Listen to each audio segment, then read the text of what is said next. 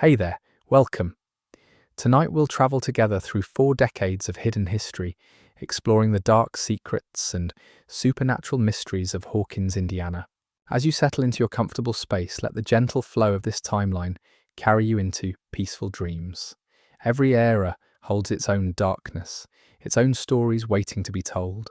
From government experiments that twisted human minds to creatures from dimensions beyond comprehension, from ordinary small-town life to cosmic horror, the events we'll explore tonight span from the 1940s through 1987. Each moment connects to the next, cause flowing into effect secrets buried beneath secrets. The timeline of Stranger Things reaches back far before a boy disappeared on his bicycle, before a girl with a shaved head emerged from the woods, before anyone in Hawkins understood what lurked beneath their feet. So let's start with the founding era, long before the experiments began. In the mid-1800s, Indiana was a land of endless forests and rolling plains, where small communities carved lives from wilderness.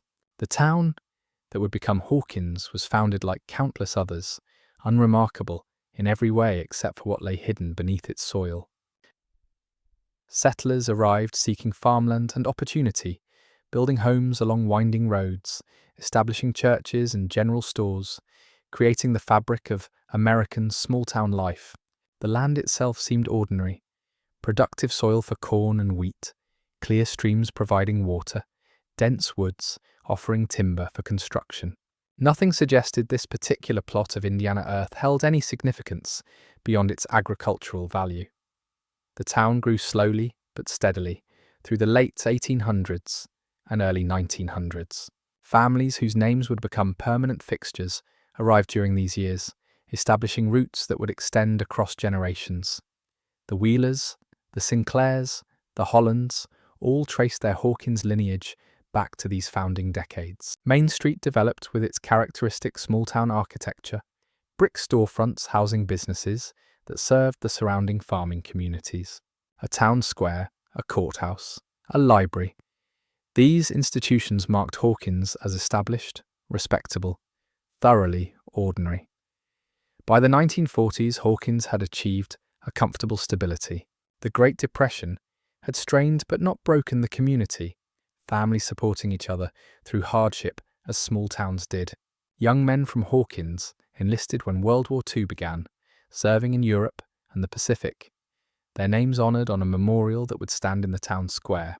Among these servicemen was Victor Creel, a young man who believed deeply in duty, country, and the righteousness of the Allied cause.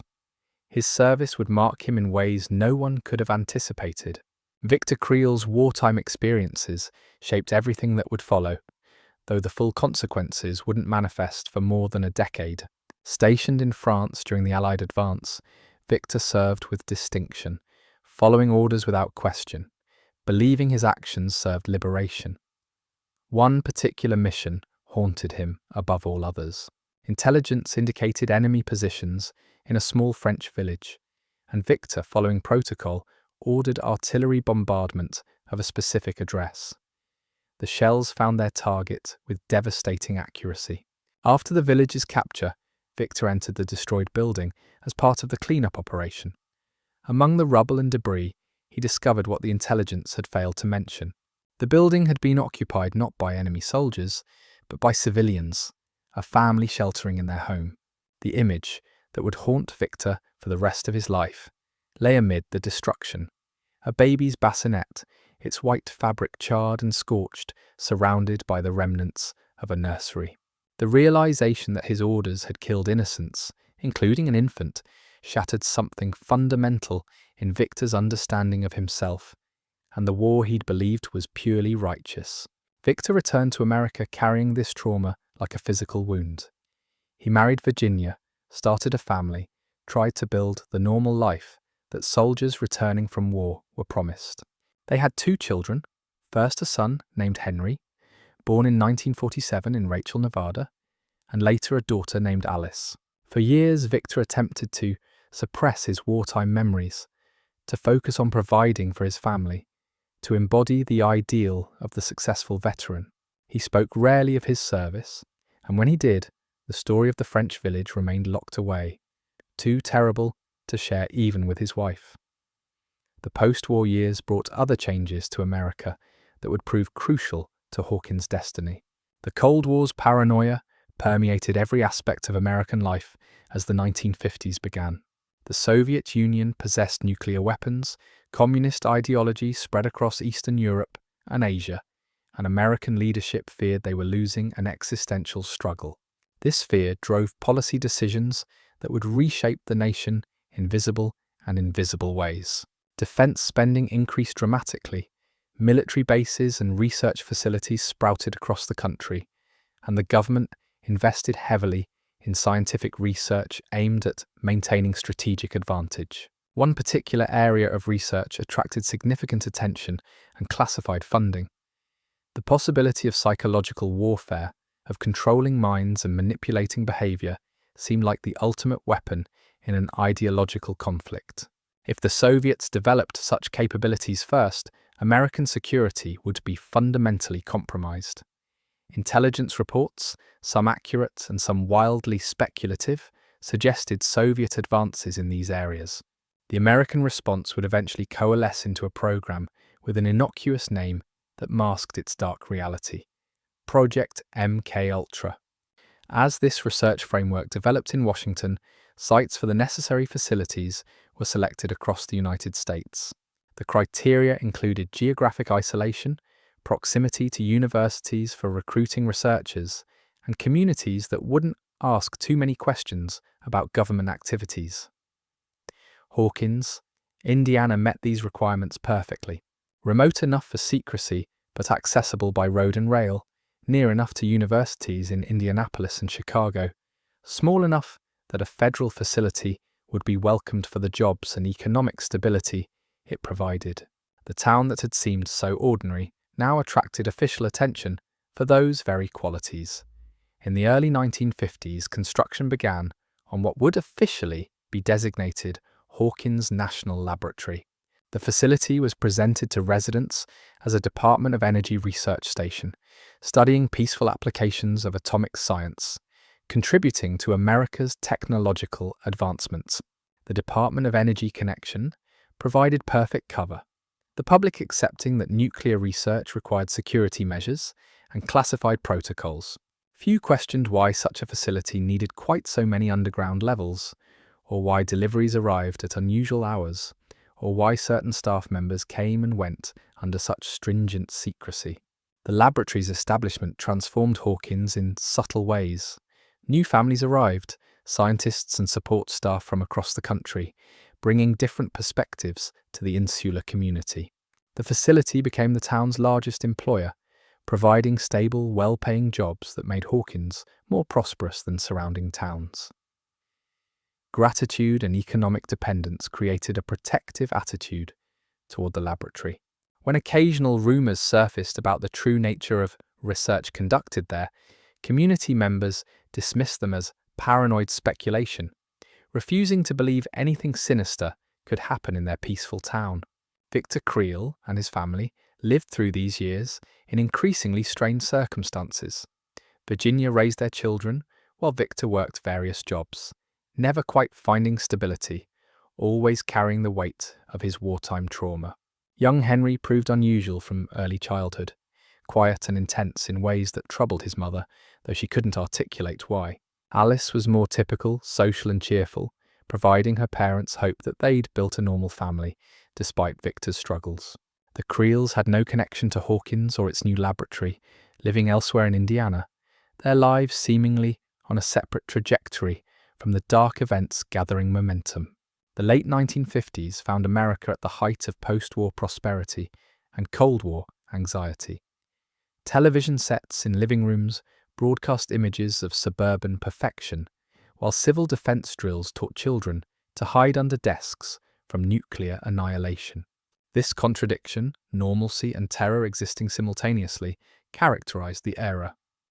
In Hawkins, the laboratory continued its expansion, digging deeper underground, recruiting more specialized staff, receiving shipments of equipment whose purposes remained classified. The town above carried on with Friday night football games, church socials, and summer parades, willfully oblivious to what transpired beneath their feet.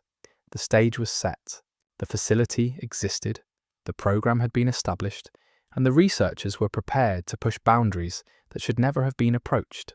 What remained was finding the right subjects, people whose minds and bodies could be sacrificed in the pursuit of weapons that existed only in imagination. The 1950s would end with a discovery that changed everything, though most of Hawkins would remain ignorant for decades more. In 1959, the Creel family would move to their dream house in Hawkins, bringing with them a child whose abilities defied all scientific understanding, a boy who would become the foundation upon which terrors were built. In 1953, as America's Cold War paranoia reached fever pitch, the Central Intelligence Agency initiated a program that would blur the boundaries between science and torture. Project MKUltra, officially sanctioned and heavily classified, represented the government's desperate attempt to develop mind control techniques that could be used against enemies during an ideological war where traditional weapons seemed insufficient. The Soviet Union, America's leaders believed, was already experimenting with psychological manipulation, brainwashing prisoners of war, and developing methods to break human will. The United States could not afford to fall behind in this invisible arms race. The program's scope was breathtaking in its ambition and horrifying in its methods. Across the nation, universities, hospitals, and government facilities received classified funding to conduct research that would never survive ethical review if its true purposes were known. Test subjects, many of them unwitting, found themselves exposed to experimental drugs, subjected to extreme psychological stress, deprived of sleep and sensory input for days or weeks at a time. The goal was simple: discover how to control the human mind, to make subjects reveal secrets, follow orders, or forget experiences entirely. The cost in human suffering was considered acceptable collateral damage in service of national security. LSD became the program's drug of choice, administered in dosages far beyond anything used in legitimate medical research. Scientists believed the drug's reality-distorting properties might unlock doors in the human psyche that would allow external control. Test subjects received the drug without informed consent, sometimes without any knowledge they'd been drugged at all.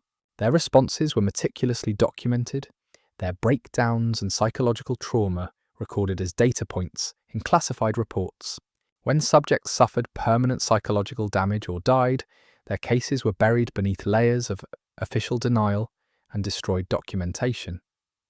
Sensory deprivation emerged as another favoured technique. Subjects were placed in isolation tanks, floating in body temperature water in complete darkness and silence for hours or days.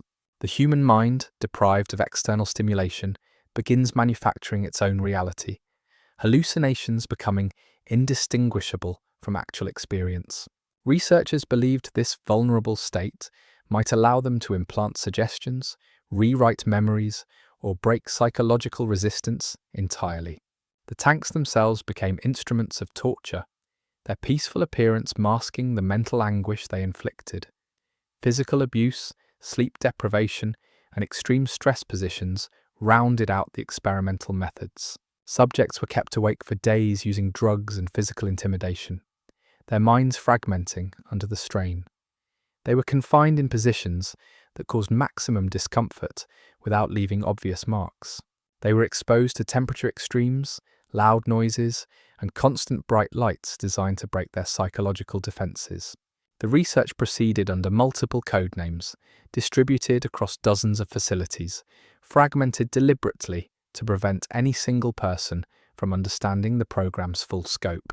Hawkins National Laboratory in Indiana became one of several facilities conducting MKUltra research, though its involvement was even more secretive than most. The Department of Energy cover story provided perfect deniability, the public assuming that classified work involved nuclear physics rather than human experimentation. The laboratory's location in rural Indiana offered additional advantages. Far from major media centers, insulated by a community dependent on its economic contribution, surrounded by farmland that provided natural isolation, Hawkins' lab could operate with minimal outside scrutiny. Deliveries arrived through underground tunnels, staff entered through secured checkpoints, and the town above remained deliberately ignorant of activities occurring in the facility's sub-basements. Dr. Martin Brenner arrived at Hawkins' lab in the mid-1950s, his credentials impeccable, his reputation already established in classified circles. Trained in psychology and neuroscience, Brenner possessed the scientific expertise the program required. More importantly, he demonstrated the moral flexibility necessary to conduct experiments that would horrify ordinary researchers. Brenner believed absolutely in his work's importance, convinced that developing mind control capabilities represented not cruelty, but patriotic duty. The suffering of individual test subjects meant nothing measured against potential threats to national security. This philosophical framework allowed him to pursue research that others might have found unconscionable. Under Brenner's direction, Hawkins' Lab's MK Ultra work expanded and intensified. He recruited additional researchers, built specialized facilities in the laboratory's deepest levels, and established protocols for acquiring and managing test subjects. Adult volunteers were recruited through misleading advertisements that promised modest compensation for participating in psychological studies. College students, veterans, people experiencing financial hardship, they signed consent forms that described research in vague terms, never mentioning the true nature or risks of experiments they were agreeing to undergo. Many would never fully recover from their participation. The laboratory's public face bore no resemblance to its hidden reality. Above ground, staff members worked on legitimate Department of Energy projects, research that could be published and defended if questioned. Tours for local officials showcased clean laboratories, sophisticated equipment, and scientists engaged in work that appeared entirely benign. The Hawkins community took pride in the facility, seeing it as evidence their small town contributed to America's scientific advancement. When security measures seemed excessive, residents attributed them to the sensitivity of nuclear research rather than darker explanations. This willful ignorance served both the laboratory and the town, each benefiting from maintaining comfortable fictions. Below ground, a different world existed entirely. Access required highest-level security clearance, background investigations that took months to complete, and willingness to sign non-disclosure agreements that carried criminal penalties for violation. The sub-basements stretched deeper than official building plans indicated, additional levels added in secret over years of expansion. Here, in rooms designed for isolation and control, Brenner's team conducted experiments that pushed subjects beyond normal human psychological limits. Screams didn't penetrate the soundproofed walls, suffering remained invisible to the world above, and documentation was coded in ways that obscured true meaning even from other MK Ultra researchers. The test subjects during these early years were adults, people Brenner and his colleagues believed had given some form of consent, even if that consent was fundamentally uninformed. They were monitored constantly, their responses to drugs and deprivation recorded with clinical detachment. When subjects experienced psychological breaks, when they begged to be released, when they threatened legal action, they were reminded of their signed agreements and warned about consequences of violating national security. Some were paid modest sums and released with warnings never to speak of their experiences. Others were kept longer, particularly those showing interesting responses to experimental protocols. A few disappeared entirely. Their families told they'd left voluntarily, their fates buried in classified files. Through years of systematic experimentation, Brenner accumulated extensive data on psychological manipulation techniques. He learned which drugs produced the most reliable dissociative states, how long subjects could endure sensory deprivation before permanent damage occurred, and what methods most effectively broke psychological resistance. He catalogued responses, refined procedures, and developed increasingly sophisticated approaches to achieving the program's goals. Yet something fundamental eluded him. Despite thousands of hours of experimentation and dozens of subjects pushed to their breaking points, genuine mind control remained theoretical rather than practical. Subjects might be broken, manipulated, or confused, but true control of another person's consciousness remained impossible. Brenner's research took an unexpected direction when he became aware of fringe studies suggesting some individuals might possess natural psychic abilities. Reports existed, most dismissed as pseudoscience, of people demonstrating telepathy, telekinesis, or other paranormal capabilities. Brenner's scientific training made him skeptical, but his commitment to exploring every possible avenue toward mind control made him willing to investigate.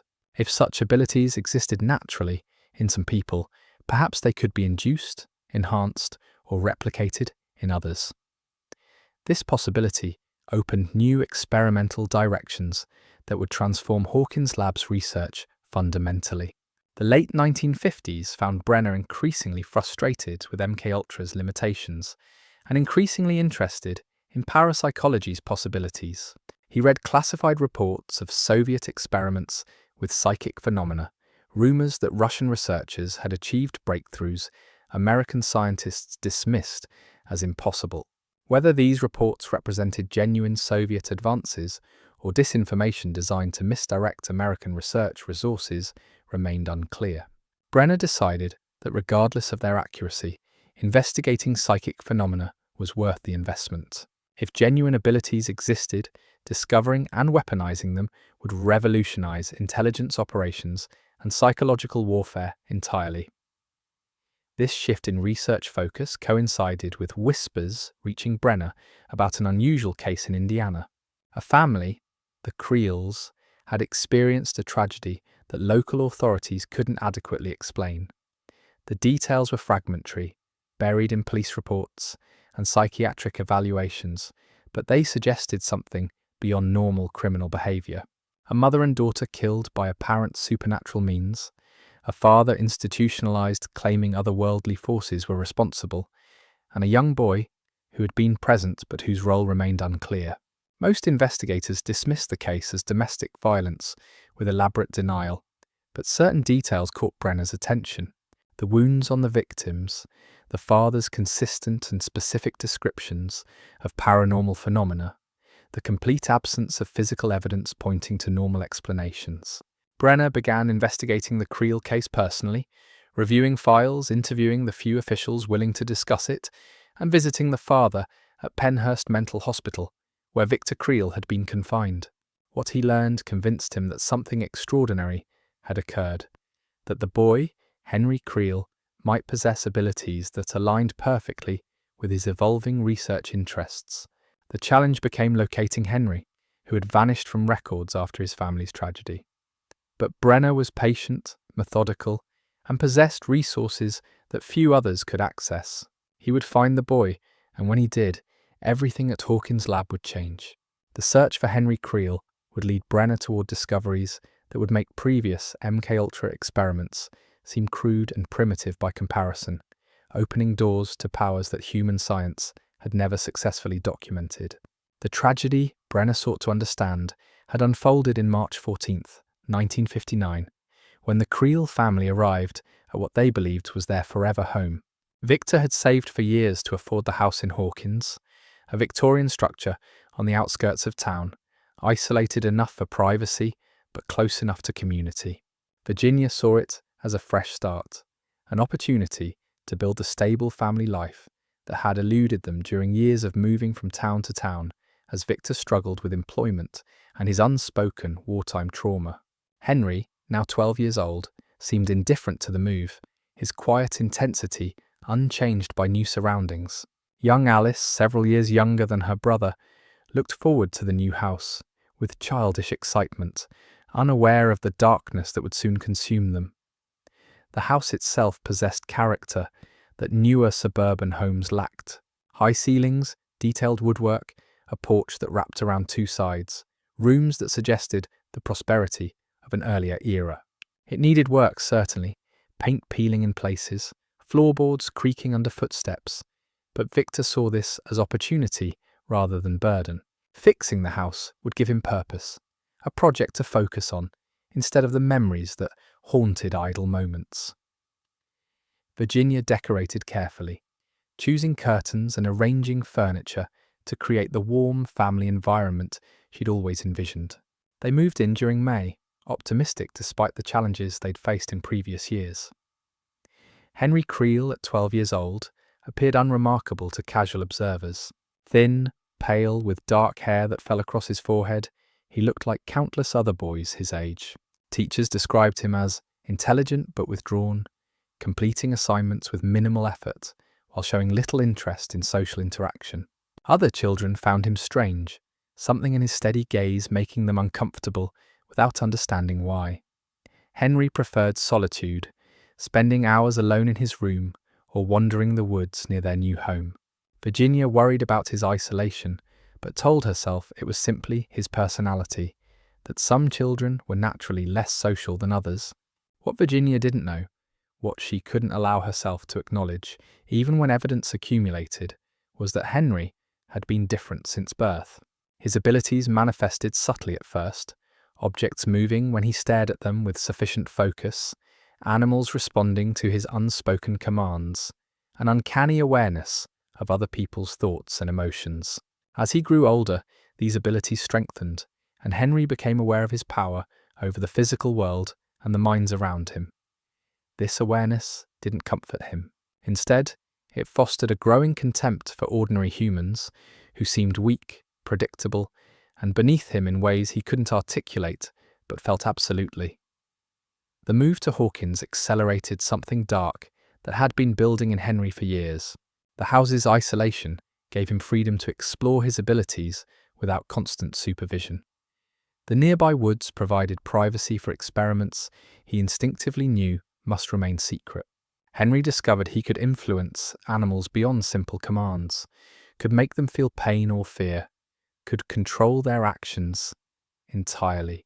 He began with insects, watching spiders weave patterns he directed, studying their responses to his mental instructions.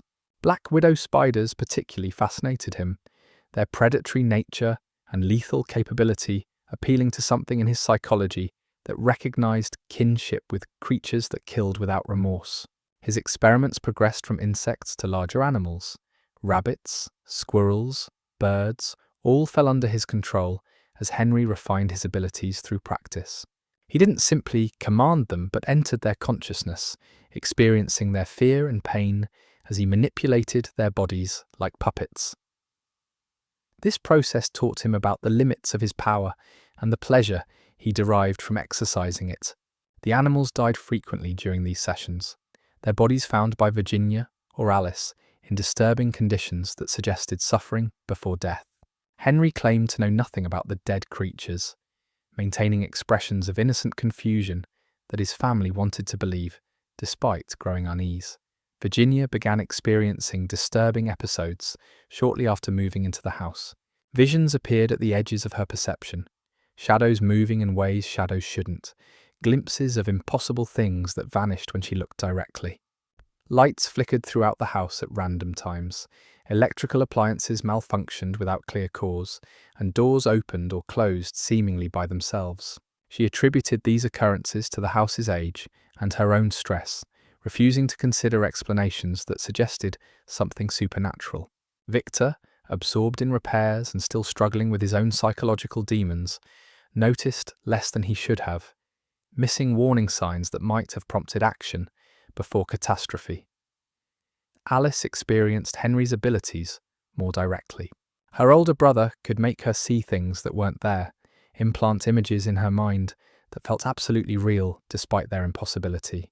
He demonstrated this power occasionally, showing Alice visions of spiders crawling on her skin or flames consuming her room, always stopping before she screamed and revealed what was happening to their parents.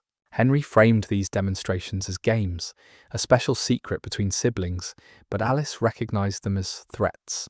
She began avoiding her brother, spending as much time as possible away from the house, sensing danger she couldn't articulate to adults who would dismiss her concerns as sibling conflict. Victor's wartime trauma manifested increasingly during the weeks after they moved. The house's isolation reminded him of destroyed French villages, quiet spaces hiding terrible violence. He began drinking more heavily, self-medicating against memories that surged unbidden during idle moments. The bassinet from his nightmare appeared in his mind with greater frequency and clarity, the scorched white fabric representing innocent life, destroyed by his orders. Virginia tried supporting him through these episodes, but her own experiences in the house left her psychologically fragile, unable to provide the stability Victor needed. Henry's contempt for his family grew as he observed their weaknesses. His father's drinking and psychological collapse disgusted him, proof that Victor Creel was fundamentally broken. His mother's religious faith and attempts to maintain normalcy seemed pathetic rather than admirable, desperate denial of reality's harshness. Even Alice, his younger sister, whom he occasionally felt affection toward, disappointed him, with her fear and inability to understand the superiority his powers represented. Her youth and innocence, which might have softened another older brother's heart, only made Henry see her as weak and beneath him. Henry began contemplating solutions to what he saw as his family problem, thoughts that would have horrified him months earlier, but now seemed logical, even necessary. Virginia's breaking point came when she discovered Henry's collection in the basement.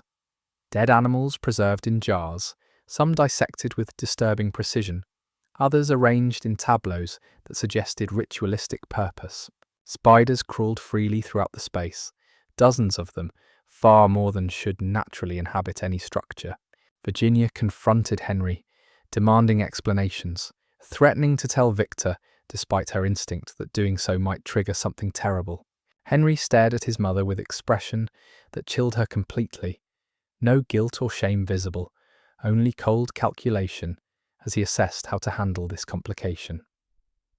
That night, Virginia contacted Dr. Martin Brenner at Hawkins' lab.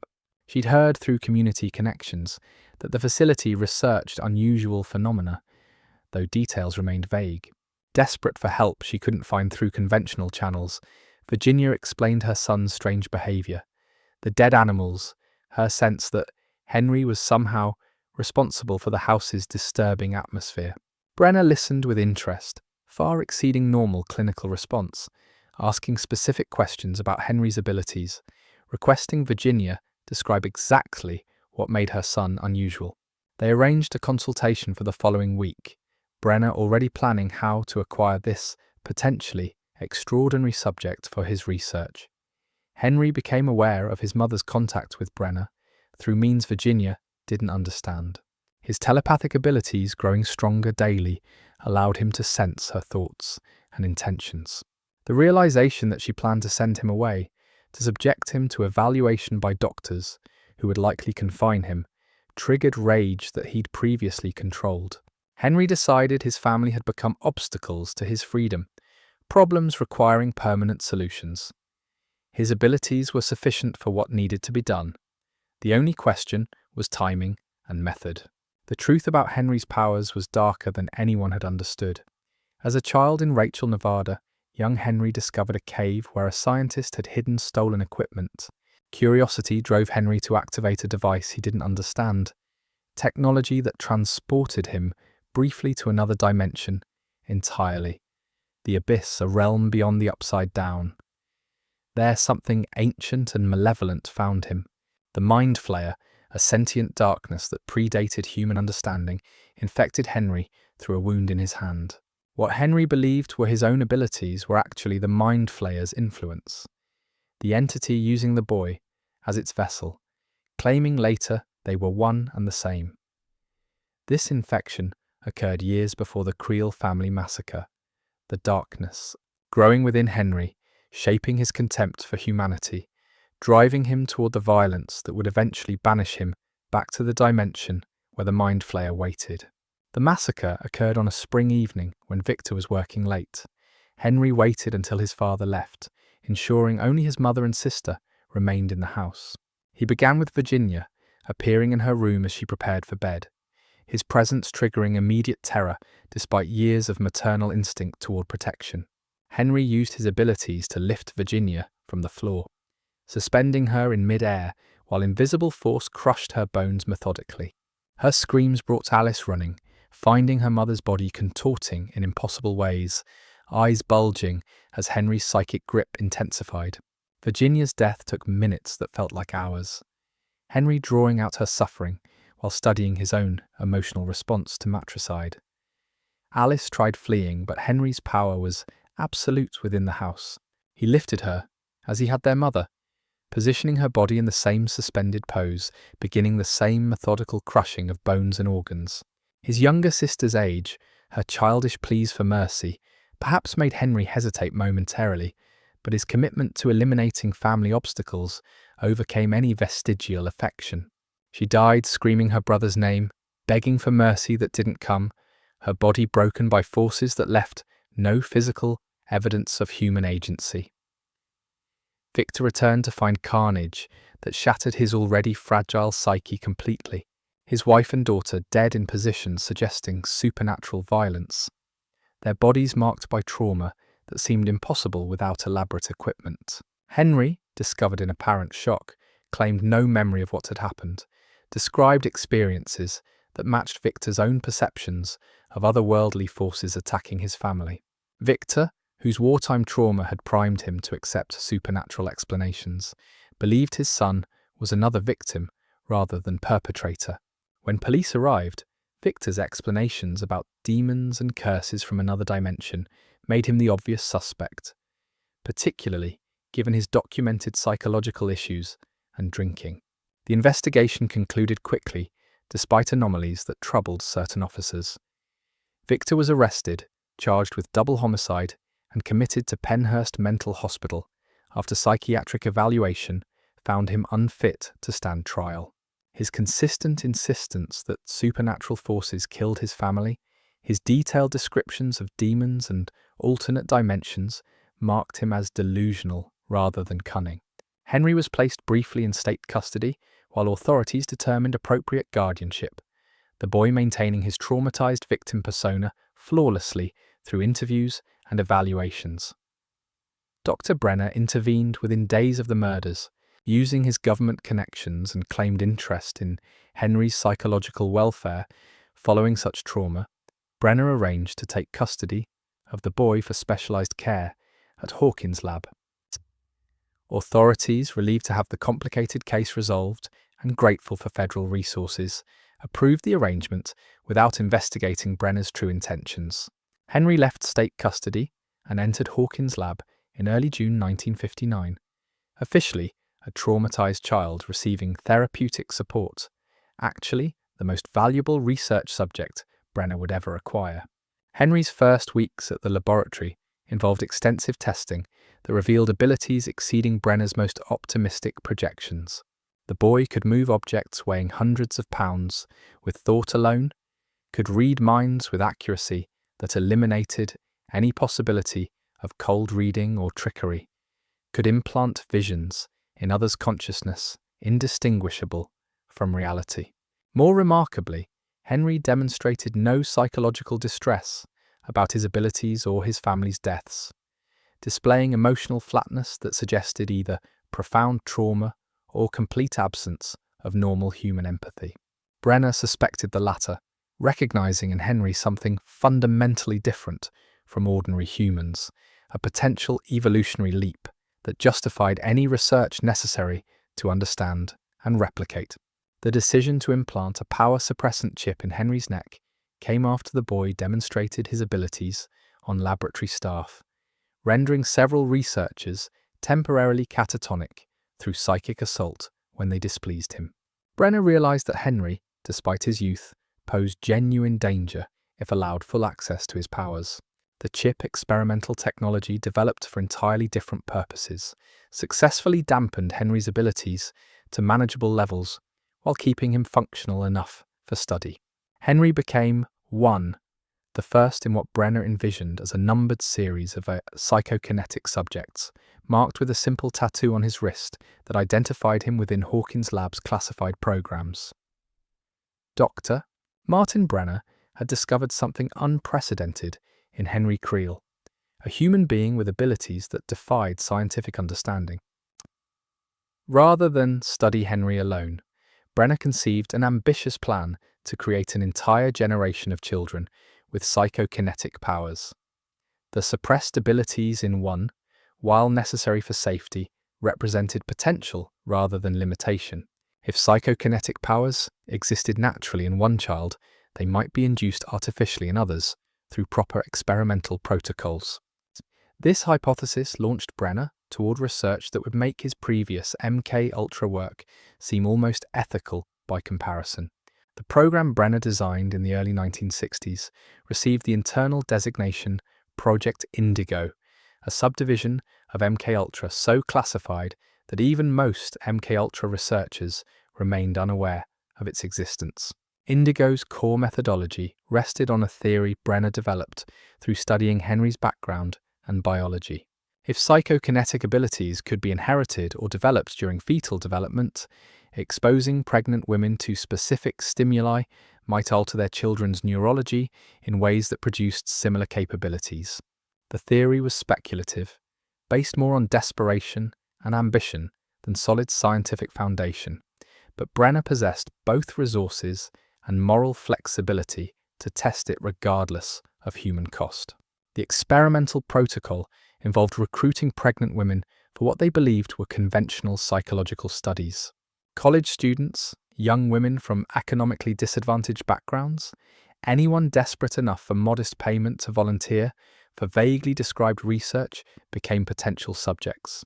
Brenner's team screened candidates carefully, seeking those without strong family connections who might investigate if something went wrong, women whose disappearance or distress would create minimal complications. Informed consent was a formality. Documents describing research in terms so general, they revealed nothing about actual risks or purposes. Once recruited, women entered experimental protocols that combined multiple approaches Brenner hypothesized might affect fetal development. High doses of psychedelic drugs, particularly LSD, were administered regularly throughout pregnancy. The theory, never tested beyond Brenner's speculation, suggested that these substances might alter the developing brain structure, creating neural pathways capable of psychokinetic function. Women spent hours in sensory deprivation tanks, Brenner believing that forcing the developing fetus to exist in environments devoid of normal stimulation might encourage unusual neurological adaptation. The tanks became places of psychological torture, pregnant women floating in darkness, drugged and isolated, experiencing hallucinations they couldn't distinguish from reality. The most controversial element of Indigo involved transfusions of Henry's blood into the pregnant subjects. Brenner theorized that whatever biological factors enabled Henry's abilities might transfer through his blood, affecting fetal development through the mother's system. This represented medical experimentation of the most ethically dubious sort, introducing unknown factors into pregnant women without understanding potential consequences. Whether Brenner actually believed this approach would work, or simply wanted to explore every possibility, regardless of scientific merit, remained unclear even to his closest colleagues. Most women who completed Indigo protocols gave birth to apparently normal children, showing no signs of psychokinetic abilities. These infants were returned to their mothers with payment and non-disclosure agreements, backed by threats of prosecution if they discussed their participation. A few births resulted in severe developmental abnormalities that Brenner's team attributed to the experimental drugs, though no official documentation acknowledged this connection. These children and their mothers received minimal compensation and maximum intimidation to ensure silence. The few cases where infants showed potential abilities disappeared from their mother's custody entirely, taken by Brenner's staff for evaluation and long-term study. The children who demonstrated even marginal psychokinetic capabilities became property of Hawkins' lab in every practical sense. They were designated with numbers, 2 through 18 in the order their abilities manifested clearly enough for classification. Their mothers were told various stories: that the child died during complications, that adoption was mandatory due to maternal unfitness, that government seizure was necessary for national security reasons.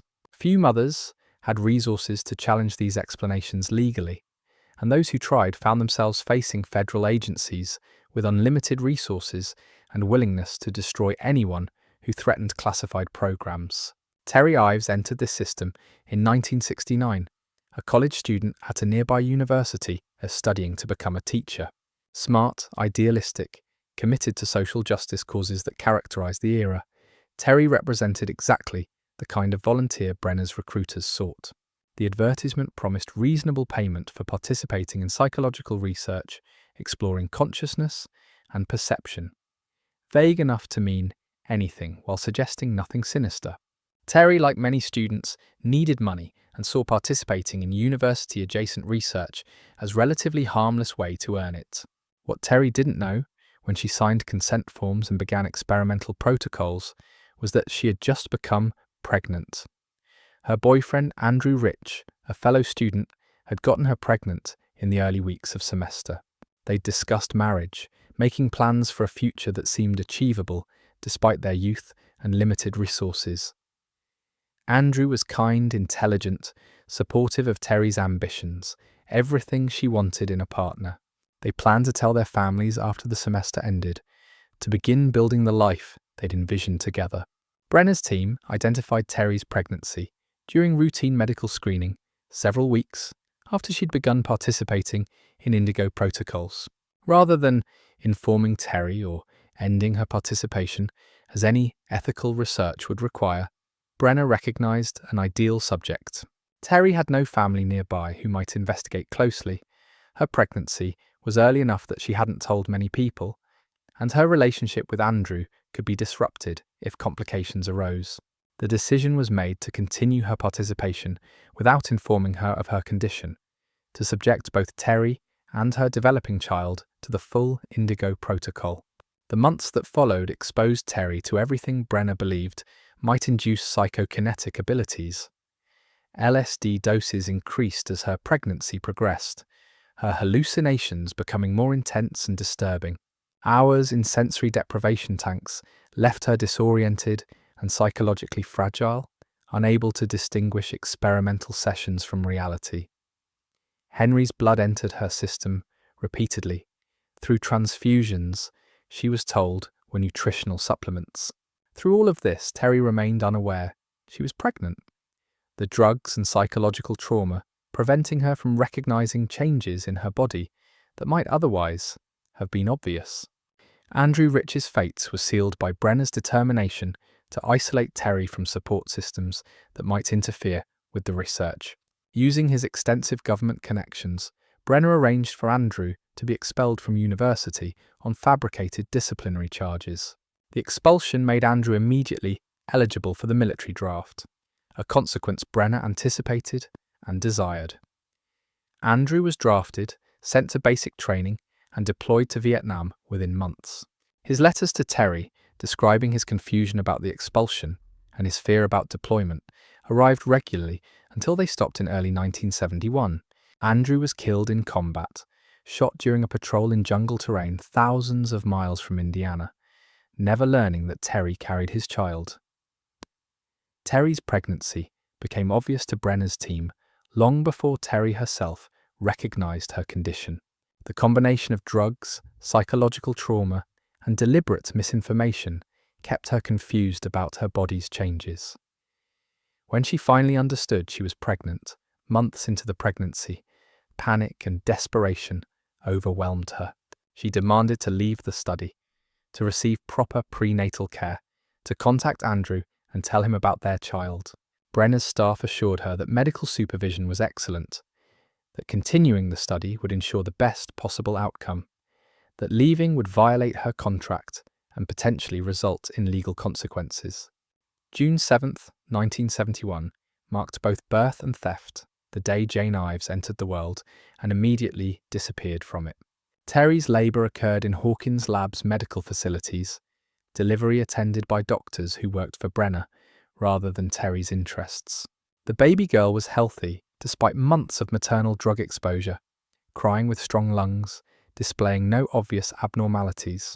Terry held her daughter for perhaps 30 seconds, long enough to see dark eyes and feel an overwhelming surge of maternal love, before doctors took the infant for what they claimed were routine procedures.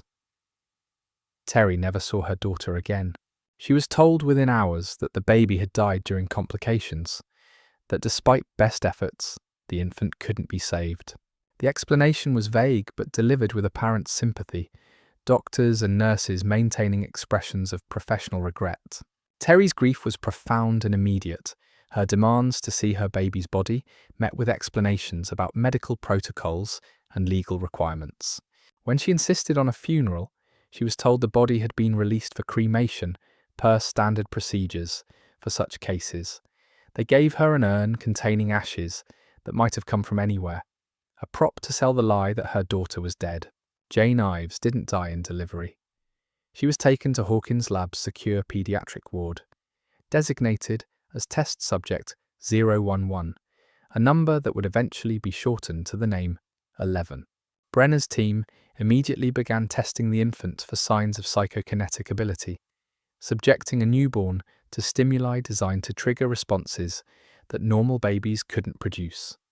For the first months, results seemed disappointing. The child showed no obvious abilities, no indication that Terry's exposure to indigo protocols had affected her daughter's neurology.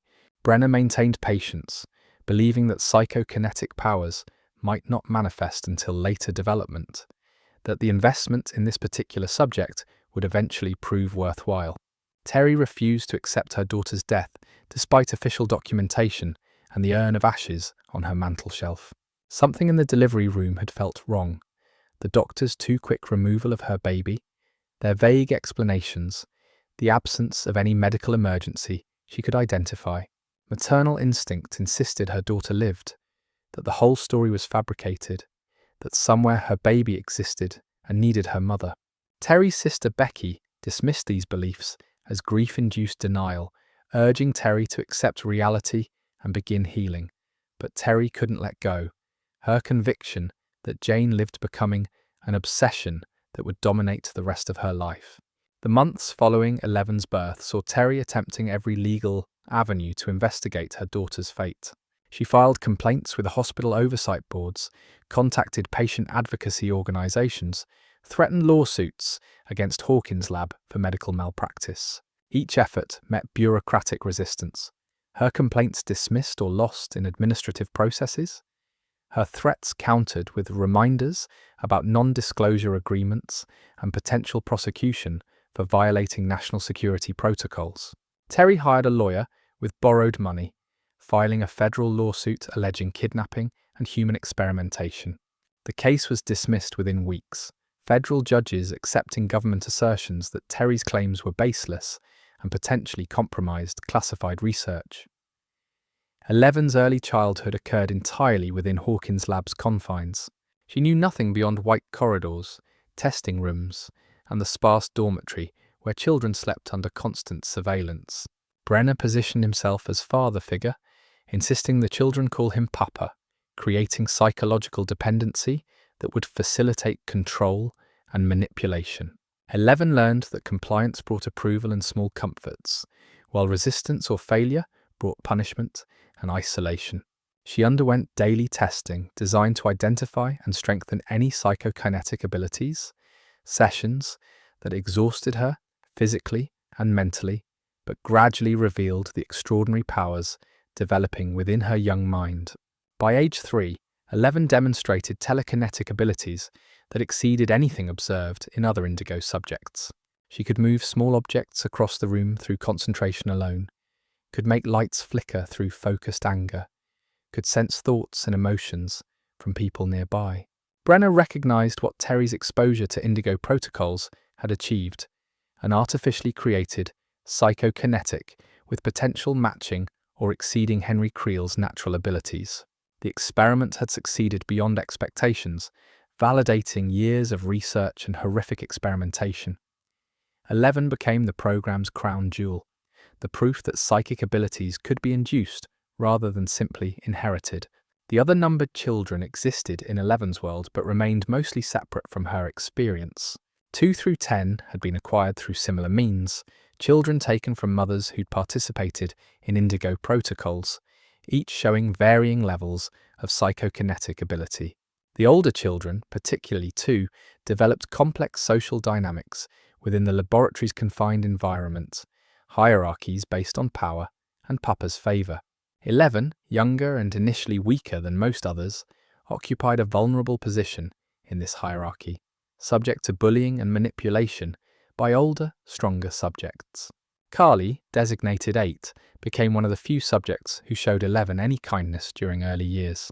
Carly possessed abilities different from most others, creating illusions that affected how people perceived reality rather than moving objects physically.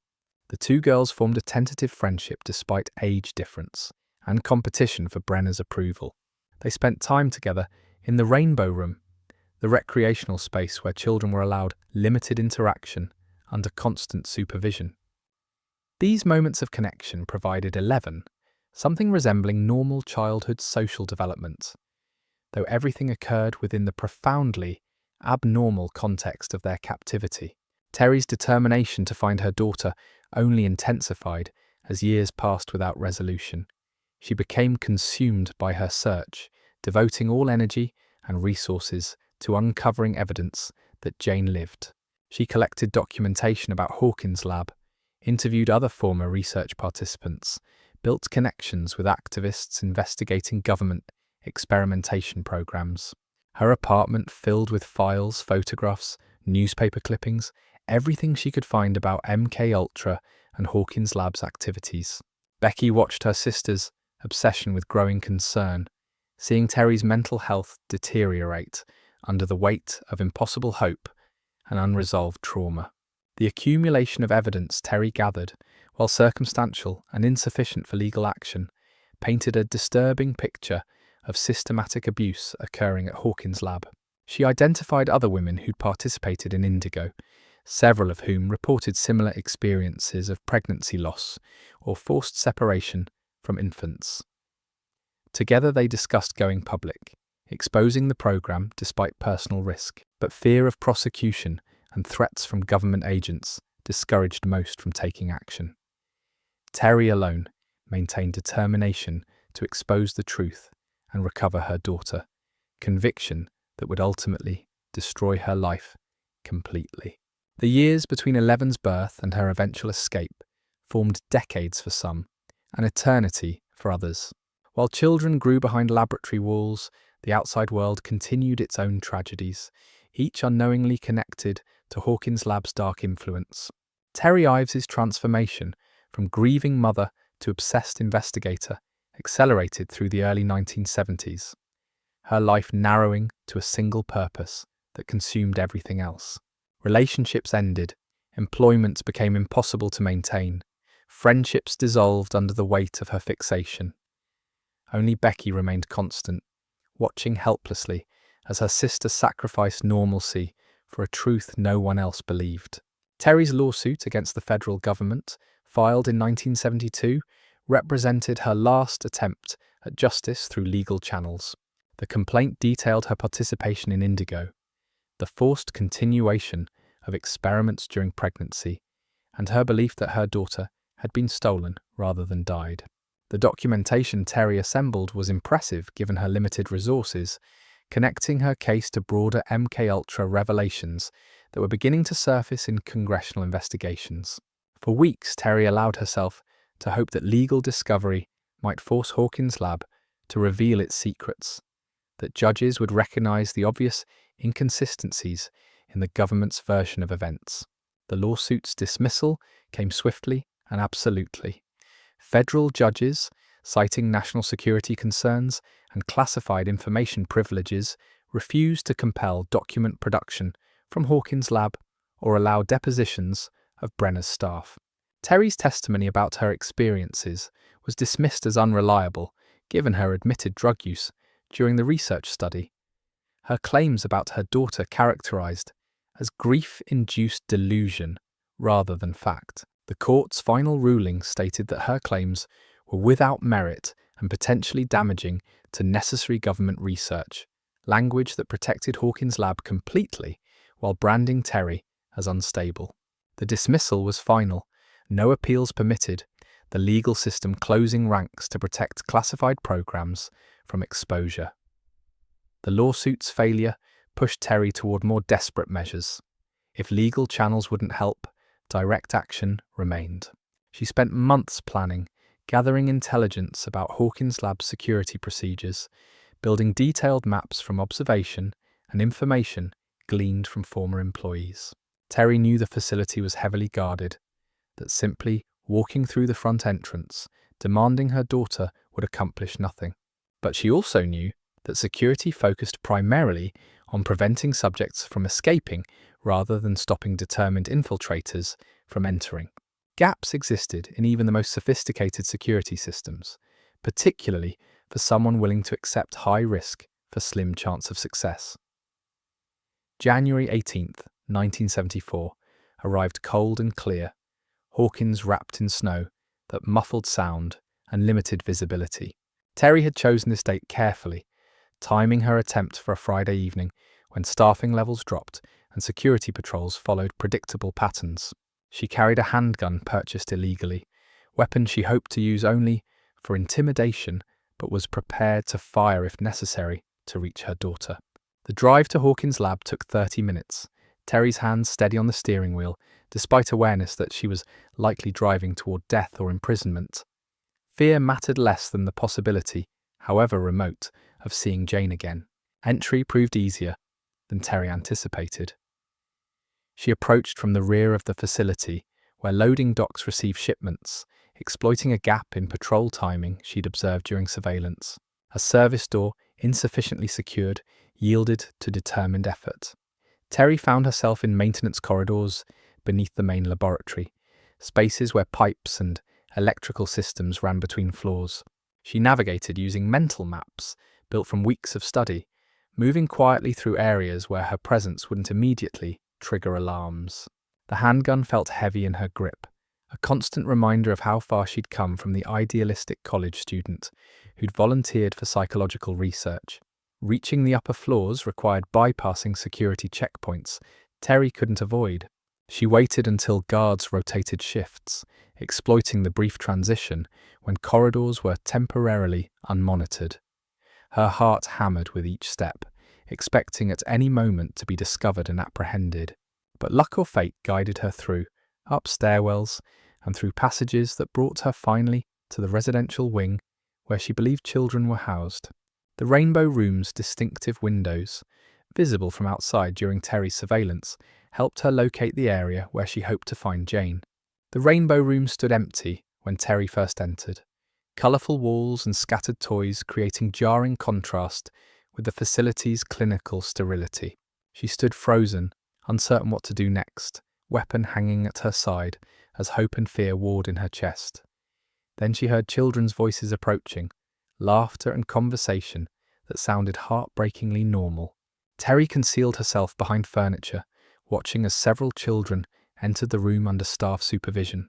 They appeared to be finishing some kind of lesson or activity, the adult with them checking a clipboard and speaking to them about tomorrow's schedule. Among the children, Terry saw two young girls who made her breath catch. One appeared about 3 years old, dark hair cut very short, large eyes that suggested intelligence beyond her age. The other was slightly older, perhaps 5 or 6, with darker skin and an easy smile as she interacted with the younger child. Both wore identical grey institutional clothing. Both had their wrists marked with numbers barely visible from Terry's position. The younger girl, the one who made Terry's heart recognize truth her mind barely dared believe, was Jane. Her daughter, alive, real, close enough to touch if Terry moved from her hiding place. Terry stepped into view, gun raised but pointed at the ceiling, rather than the staff member who gasped and moved to shield the children. Words tumbled from Terry's mouth, explanations and demands tangled together. Her insistence that the younger girl was her daughter stolen at birth. The children stared at her, with expressions ranging from confusion to fear. The 3-year-old stepping behind the older girl, as if seeking protection. The staff member's hand moved toward an alarm button mounted on the wall, movement that Terry registered too late to prevent. Within seconds, sirens wailed throughout the facility, security converging on the Rainbow Room from multiple directions. Terry's window of opportunity closed before she could act. She'd imagined this moment countless times, planned exactly what she'd do if she ever found Jane. But confronted with reality, the impossibility of escape with a terrified toddler, while armed guards approached from all sides, Terry's planning proved inadequate. She lowered the gun, knowing that resistance now would likely result in violence that could harm the children. Security personnel flooded into the room, weapons drawn, shouting commands that Terry obeyed mechanically. She kept her eyes on the younger girl, trying to memorize every detail of the daughter she was about to lose again. Dr. Brenner arrived within minutes. His presence, unusual enough to suggest Terry's infiltration, represented more than ordinary security breach. He studied Terry with clinical interest, recognizing her from files documenting former Indigo subjects, understanding immediately why she'd come and what she believed. Brenner spoke to her quietly, while security held her in restraints. His tone almost sympathetic, as he explained that she was mistaken, that the children were not available for contact with unauthorized persons, that her actions constituted serious federal crimes. Terry screamed that 11 was her daughter, that Jane had been stolen, that everyone at the facility was complicit in kidnapping and human experimentation. The decision about Terry's fate was made quickly. Brenner couldn't allow her to face trial, where she might repeat her accusations publicly, couldn't risk her contact with lawyers or activists who might investigate her claims. But simply killing her would create complications, particularly given her visible efforts to document and expose Hawkins Lab's activities. The solution Brenner chose was elegant in its cruelty, destroying Terry's credibility and capacity for further action while keeping her technically alive. Electroconvulsive therapy, when properly administered under medical supervision, served legitimate therapeutic purposes for certain psychiatric conditions. What Brenner ordered for Terry bore no resemblance to legitimate medical treatment.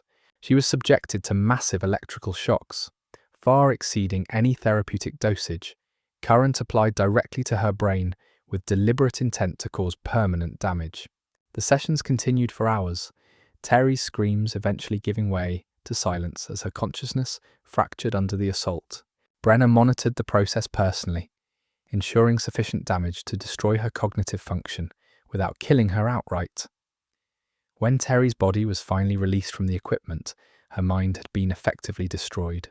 She existed in a persistent catatonic state, her consciousness trapped in an endless loop, replaying memories of her daughter's birth and theft. Her eyes remained open but unseeing, her body breathing and functioning at minimal levels, while her awareness cycled through the same moments repeatedly. She could not speak, could not respond to external stimuli, could not escape the prison Brenner had created inside her own skull. The woman who had fought so hard to recover her daughter had been erased, leaving only a broken shell breathing in a hospital bed. Becky, Terry's sister, received a call explaining that Terry had been found wandering confused, suffering from what appeared to be severe psychotic break. The official story claimed she'd harmed herself somehow. That brain damage resulted from self-inflicted injury rather than deliberate torture. Becky brought Terry home, setting up care in their shared apartment, spending years maintaining her sister's body, while knowing that Terry's mind was gone forever. The sister who'd been so certain, so determined, now sat motionless in a chair, eyes seeing nothing, consciousness lost to trauma that could never be explained or treated. While Terry's tragedy unfolded in Hawkins, another family suffered losses that would eventually connect to the laboratory's dark influence. Jim Hopper and his wife Diane lived in New York City during the mid-1970s, building careers and raising their daughter Sarah in a small apartment that felt cramped but full of love. Hopper had served in Vietnam as part of the Chemical Corps, exposed to Agent Orange during spraying operations that military leadership swore were safe for American personnel. He'd returned from war changed, haunted by what he'd seen and done, but determined to build normal life away from conflict and trauma. Sarah's birth in 1971 brought Hopper joy he hadn't experienced since before Vietnam. His daughter was perfect, bright and curious and full of life, everything good in a world Hopper had seen at its worst. He worked as a police officer. Diane pursued career in social work, and together they raised Sarah in New York's chaotic environment, with as much stability as their limited resources allowed. For several years, life seemed manageable, despite Hopper's struggles with memories and occasional drinking that worried Diane but hadn't yet destroyed their marriage. Sarah's cancer diagnosis in 1979 shattered the life they'd built. The tumour, aggressive and resistant to treatment, suggested environmental exposure rather than genetic predisposition. Doctors asked about the parents' chemical exposures, occupational hazards, anything that might explain why a 7-year-old developed cancer, normally seen in much older patients. Hopper realised with sick certainty that his Agent Orange exposure had done this, that his service in Vietnam had poisoned his daughter before she was even born. The guilt was crushing, knowing that following orders years earlier had sentenced his child to suffering and death. The months of Sarah's illness tested Hopper and Diane beyond their capacity to endure. They watched their daughter undergo treatments that made her violently ill, saw her lose hair and weight, felt helpless as the cancer continued growing despite everything doctors attempted. Sarah bore her suffering with courage that made Hopper's heart break repeatedly. Her attempts to comfort him during his worst moments of grief, demonstrating strength he couldn't match. The hospital became their world, days blurring together in routines of treatment and waiting, hope and despair, cycling until finally only despair remained. Sarah died with her parents beside her, her small hand in Hopper's grip, her last breaths shallow and irregular until they stopped entirely. Hopper's world ended in that moment, everything he'd believed about justice and meaning destroyed by a child's death. He could have prevented if he'd simply refused to serve in the chemical corps. The guilt transformed into rage that had nowhere productive to direct itself. Anger at military leadership who'd lied about Agent Orange, at himself for following orders, at God or fate or whatever force allowed children to suffer and die while their parents watched helplessly. Diane and Hopper's marriage couldn't survive Sarah's death. Grief drove them apart rather than together, each unable to help the other through trauma that made normal interaction impossible. They divorced within a year, Diane remaining in New York, while Hopper fled to the only place that felt like home despite years away. He returned to Hawkins, Indiana in 1979, accepting the position of police chief in the town where he'd grown up. The job was undemanding, small-town policing that mostly involved settling minor disputes and maintaining visibility that reassured residents. Hopper embraced the minimal nature of the work, wanting nothing that required effort or engagement with a world that had taken his daughter. Hopper's return to Hawkins placed him unknowingly near the facility that had destroyed Terry Ives, and that was even then preparing children for exploitation. He drank heavily, self-medicating against memories of Sarah and Vietnam, performing his duties as chief with minimal competence that was still more than Hawkins typically required. The town accepted him despite his obvious struggles, respecting his veteran status and sympathizing with his loss, even while maintaining polite distance from his pain. Hopper existed rather than lived, waiting for nothing in particular, unaware that events approaching would force him back into engagement with life's terrible complexities. At Hawkins' lab, the late 1970s brought increasing instability among the numbered children. Kaylee, designated 8, had grown into a teenager whose illusion-casting abilities made her dangerous to the facility's security. In 1978, exploiting her powers during a moment of inadequate supervision, Carly escaped from the laboratory entirely. She fled to Chicago, disappearing into the city's vast anonymity, beginning a new life built on revenge against those who'd imprisoned and experimented on her. Her escape alarmed Brenner significantly, representing the first major security failure since the program began. Enhanced measures were implemented to prevent similar escapes, but Carly's absence created a gap in the laboratory's population that affected remaining children, particularly 11 who'd lost one of her few sources of kindness. The year 1979 approached with multiple storylines converging. Terry existed in permanent catatonia, her warnings ignored and her credibility destroyed. Hopper drank away grief in Hawkins, unaware of the laboratory's true nature blocks from the police station. Carly plotted revenge in Chicago, tracking down former Hawkins lab employees. 11 grew in captivity, her powers strengthening as Brenner's experiments intensified.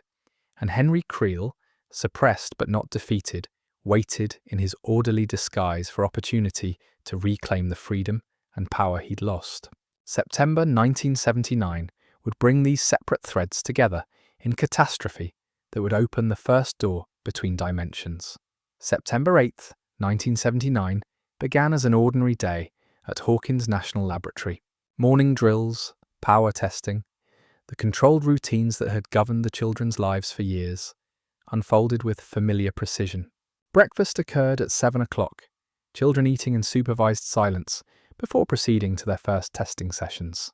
The numbered subjects, ranging from young 11 at age 8 to teenagers like 2 and 3, moved through corridors they'd walked thousands of times, heading toward examination rooms where their abilities would be measured, recorded, and pushed toward new limits. None of them knew that within 12 hours, nearly all of them would be dead.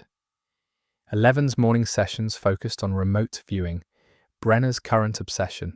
She sat in a modified sensory deprivation chamber, electrodes monitoring her brain activity while she attempted to project her consciousness beyond the laboratory's walls.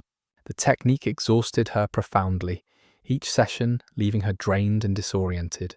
Brenner watched from the observation room, taking notes on her progress, occasionally speaking through the intercom to redirect her focus or demand greater effort. His attention remained clinical, measuring her performance against benchmarks derived from years of experimentation. Papa, as 11 had been conditioned to call him, showed satisfaction when she succeeded and cold disapproval when she failed. The orderly, who helped 11 from the chamber after her morning session, had worked at the facility for months. Familiar enough to be invisible in the way maintenance staff often becomes. He was thin, pale, with dark hair and quiet demeanour that made him unremarkable among the laboratory's personnel. Children recognised him as someone safe, an adult who showed occasional kindness in an environment where kindness was rare. He helped 11 to her feet when she stumbled with exhaustion, steadied her as she regained equilibrium after hours in the tank. His touch was gentle, his voice soft as he asked if she was all right. This orderly was Henry Creel, the boy who'd killed his family 20 years earlier. The test subject designated one whose abilities had been suppressed by the chip in his neck. Brenner had eventually decided that Henry, properly controlled, could serve useful functions within the facility. His intelligence and understanding of psychokinetic abilities made him valuable for observing other subjects, reporting on their behaviours and interactions. The orderly role allowed Henry movement throughout the laboratory that other subjects were denied, access to children he'd been studying for years while planning his eventual escape. Henry had befriended 11 over months of careful manipulation. He recognised in her both the power that might free him and the vulnerability that made her susceptible to influence. He framed their relationship as special, a connection between two people who understood each other in ways the others couldn't. Henry showed 11 techniques for accessing her anger, explained that her power grew when she stopped trying to please Papa and instead embraced what she truly felt. His lessons, delivered during moments stolen from surveillance, planted seeds that would grow into the strength he needed her to possess. The other numbered children treated 11 with varying degrees of hostility and indifference. 2, the oldest and strongest after 1, particularly enjoyed tormenting her. He was a teenager whose telekinetic abilities manifested as violence and domination, pushing younger subjects around the rainbow room, threatening them with demonstrations of power that left no physical evidence, but created psychological wounds that lasted. 2 had learned that Papa rewarded strength and punished weakness, that displays of power earned approval, while shows of compassion brought contempt. His cruelty toward 11 reflected both personal sadism and strategic positioning within the laboratory's twisted social hierarchy. The other children watched 2's bullying with mixed reactions. Some, like 3 and 4, participated eagerly, joining in tormenting weaker subjects to avoid becoming targets themselves. Others, like 6 and 7, maintained careful neutrality, neither defending victims nor actively participating in abuse. The dynamic created atmosphere of fear and competition, children who should have been allies instead viewing each other as threats. Brenner cultivated this environment deliberately, believing that conflict between subjects would push them to develop their abilities more rapidly than cooperation would. Henry's approach to Eleven emphasized her specialness, her superiority to the others, despite their current power advantages. He told her that she was different, more capable of growth than subjects who'd already reached their potential. He encouraged her to see Two's cruelty as evidence of his fear, recognition that she would eventually surpass him if she learned to access her full strength.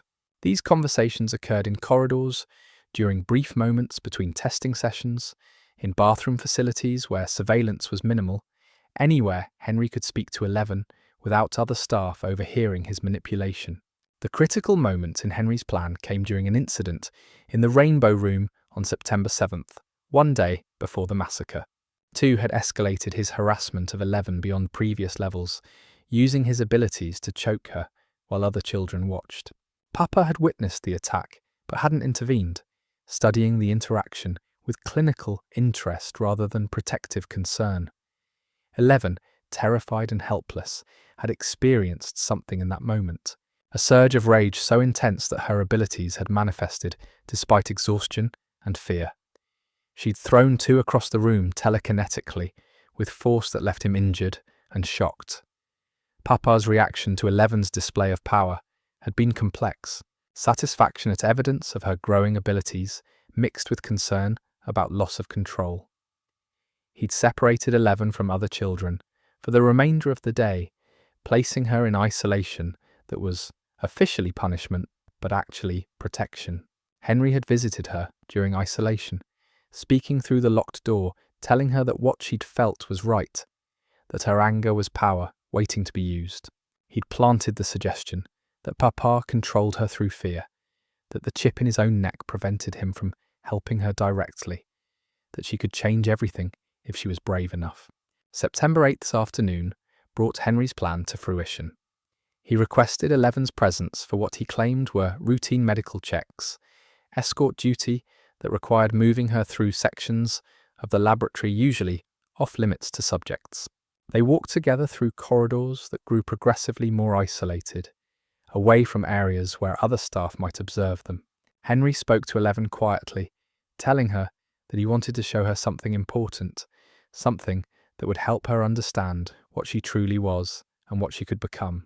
The room Henry brought Eleven to was a storage area containing equipment and supplies for subject management.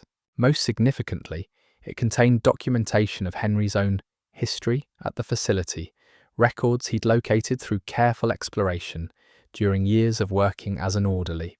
He showed Eleven his file, explaining that he was not merely an orderly, but a subject like her, powerful beyond the others, but controlled through technology that prevented him from using his abilities. He indicated the chip in his neck, the device that had suppressed his powers for 2 decades, explaining that Papa kept him imprisoned just as she was imprisoned. Henry's manipulation reached its culmination in his request. He told Eleven that she was strong enough to remove his chip, that her abilities had grown beyond what Papa realized, that together they could escape the laboratory and live as they deserved, rather than as Papa dictated. The proposition was framed as mutual liberation, an alliance between 2 superior beings trapped by inferior humans who feared their potential. 11, 8 years old, and desperate for any escape from her captivity, wanted to believe Henry represented salvation rather than danger. The removal of Henry's chip required 11 to use her abilities with precision she'd never before demonstrated. She focused on the small device embedded in his neck, telekinetically manipulating electronics and tissue to extract it without killing him in the process. The effort exhausted her, blood streaming from her nose as she strained beyond previous limits. Henry encouraged her through the pain, insisting she could accomplish what seemed impossible. Finally, with a sound like breaking metal, the chip came free, falling to the floor as Henry's full powers returned for the first time in 20 years. The change in Henry was immediate and terrifying. His body straightened, his presence seeming to fill the room with energy that made the air crackle. He flexed abilities that had been suppressed, feeling them surge through him with intensity magnified by years of dormancy.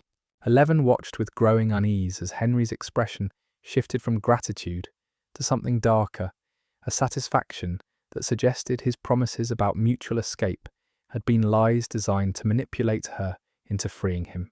Henry's first actions with restored powers demonstrated his true intentions.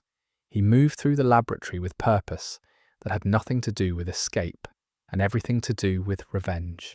He found two first, the teenager who'd occupied the space Henry believed should have been his as the facility's most powerful subject.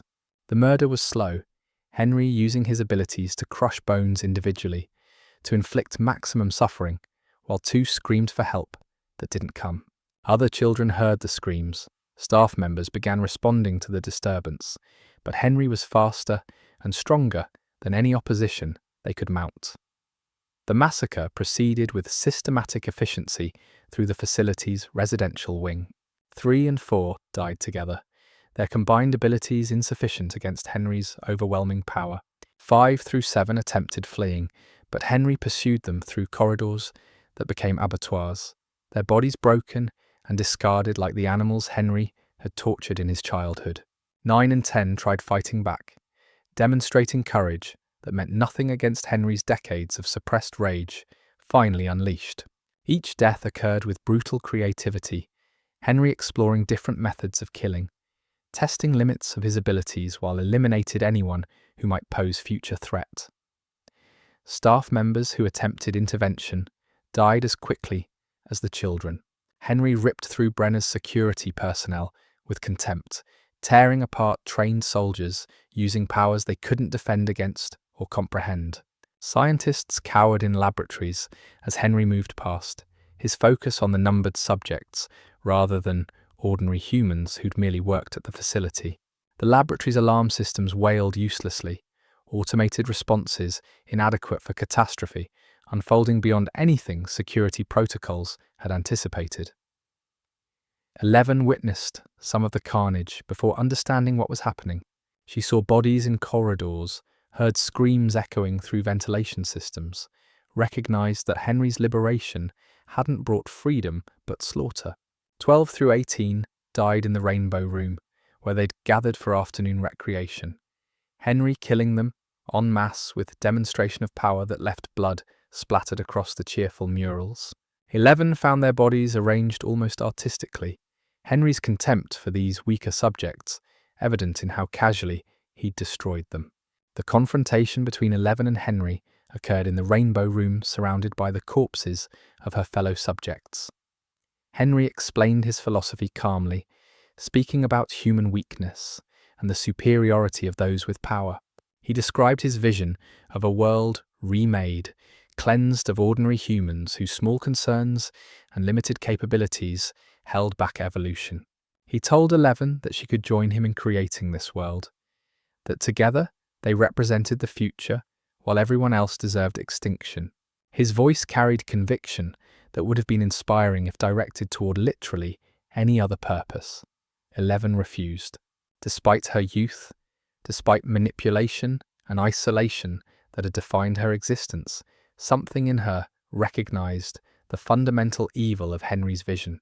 She thought of the staff members who'd shown occasional kindness, of Carly who'd been her friend before escaping, of something in herself that rejected the idea that power justified cruelty. Her refusal enraged Henry, his expression shifting from persuasive to threatening. He'd believed that 11 would understand, that freeing him would demonstrate their natural alliance. Her rejection represented betrayal, requiring punishment. The psychokinetic battle between them destroyed portions of the laboratory's infrastructure. They stood meters apart, neither touching the other physically, yet forces they generated tore apart walls and shattered equipment. 11 drew on reserves she didn't know she possessed, channeling fear and desperation into power that matched Henry's decades of experience. He attacked with precision, born from years of practice, but she defended with instinct that made her unpredictable. Energy discharged between them in visible waves, the air itself seeming to crack under strain of forces human bodies shouldn't generate. Henry's experience should have granted him victory, but Eleven's desperation and raw power proved equal to his skill. She screamed with effort, blood pouring from her nose and ears as she pushed beyond every limit Brenner had mapped. The telekinetic force she generated began overwhelming Henry's defenses, crushing him despite his attempts to resist. He struggled, his body compressing under invisible pressure, his confidence turning to fear as he realized he'd miscalculated Eleven's potential. The dimensional tear opened inadvertently, a consequence of the massive psychokinetic forces being generated rather than deliberate creation. Reality itself fractured under the strain of their conflict, space folding in ways that physics couldn't explain, but that made perfect intuitive sense to Eleven's exhausted consciousness. She pushed Henry toward this opening, using the last of her strength to hurl him through a doorway that hadn't existed seconds earlier. Henry's body tumbled through the rift, disappearing into red lightning and swirling darkness that existed outside normal space and time. The portal closed behind Henry as Eleven collapsed, her consciousness fading as her body failed under the strain of what she'd just accomplished. The silence that followed the battle was absolute, broken only by alarm klaxons and the drip of water from broken pipes. Brenner emerged from whatever hiding place he'd found during the massacre, surveying destruction that had annihilated years of research and dozens of subjects. Only 11 remained alive among the children, unconscious but breathing, surrounded by the evidence of catastrophe she'd both caused and prevented. Brenner's priority was preserving what remained. He ordered surviving staff to clean up bodies, to restore the facility's operational capability, to document everything that had occurred for analysis. Most importantly, he ordered that 11's memories of the massacre be suppressed, that she be allowed to wake believing something other than the truth about what had happened. The traumatic memory would resurface eventually, but Brenner needed time to rebuild, to continue his research with his only remaining subject. The facility had been shattered, but Project Indigo would continue with 11 as its sole focus, the girl who'd stopped Henry Creel while opening a door to dimensions unknown. The dimension where 11 banished Henry Creel existed beyond human comprehension, a realm the scientists would later call the Abyss. Here, floating among crimson clouds and jagged terrain, Henry's body twisted under forces no human had experienced. His flesh blackened and cracked, his limbs elongated, and his humanity burned away like morning mist.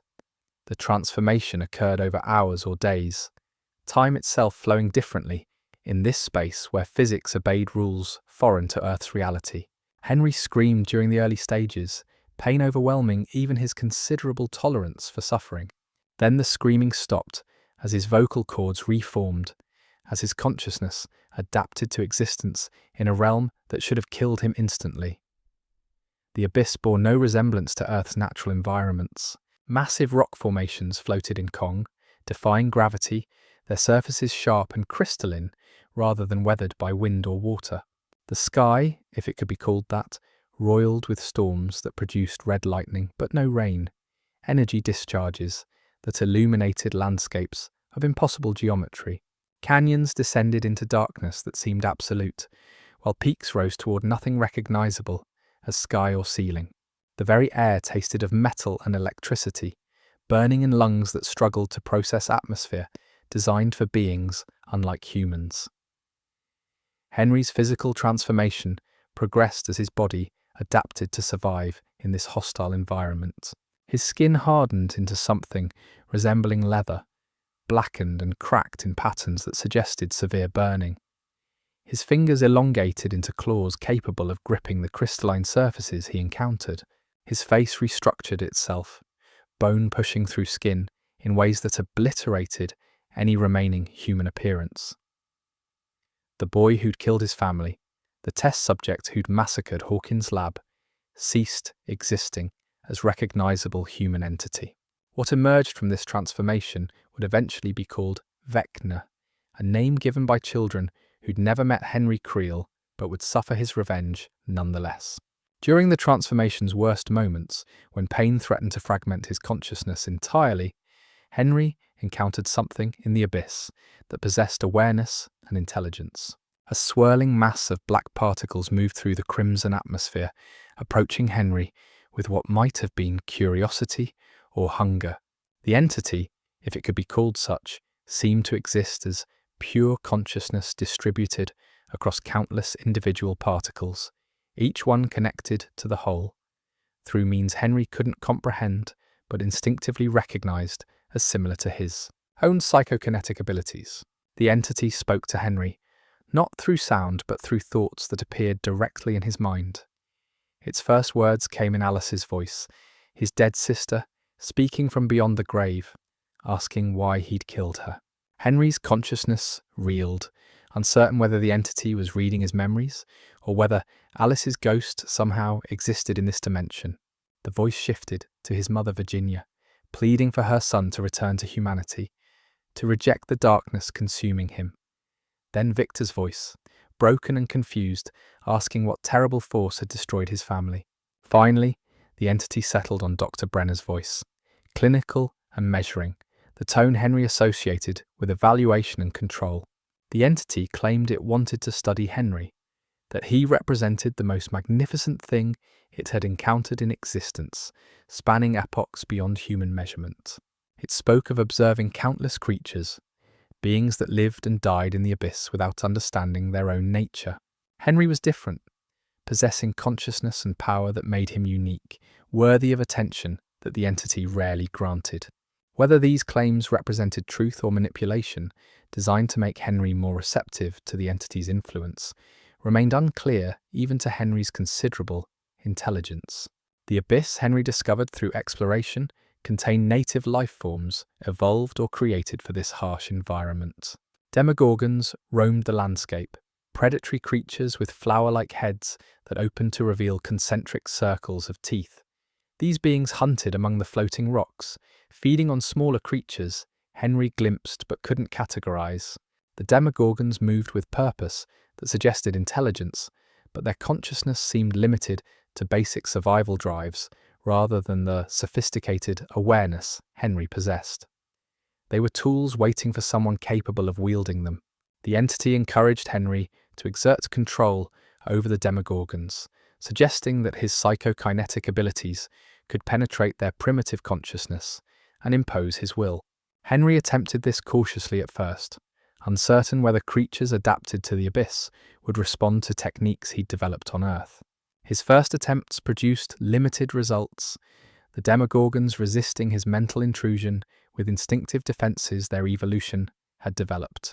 But Henry persisted, learning to overwhelm their resistance through sheer power, to slip into their minds during moments of vulnerability, to reshape their neural pathways until his commands became indistinguishable from their own impulses. The process of subjugating individual Demogorgons taught Henry techniques he applied systematically across the abyss's population. Each creature he controlled became easier than the last, his understanding of their psychology deepening with experience. He discovered he could link controlled Demogorgons to each other through his own consciousness, creating a network where information and commands flowed instantaneously. This hive mind, primitive at first, grew more sophisticated as Henry refined his methods and brought more creatures under his dominion. The entity observed Henry's progress with apparent satisfaction, occasionally offering suggestions that accelerated his learning. It showed Henry how to extend his consciousness across vast distances to maintain control over creatures he couldn't see or directly perceive.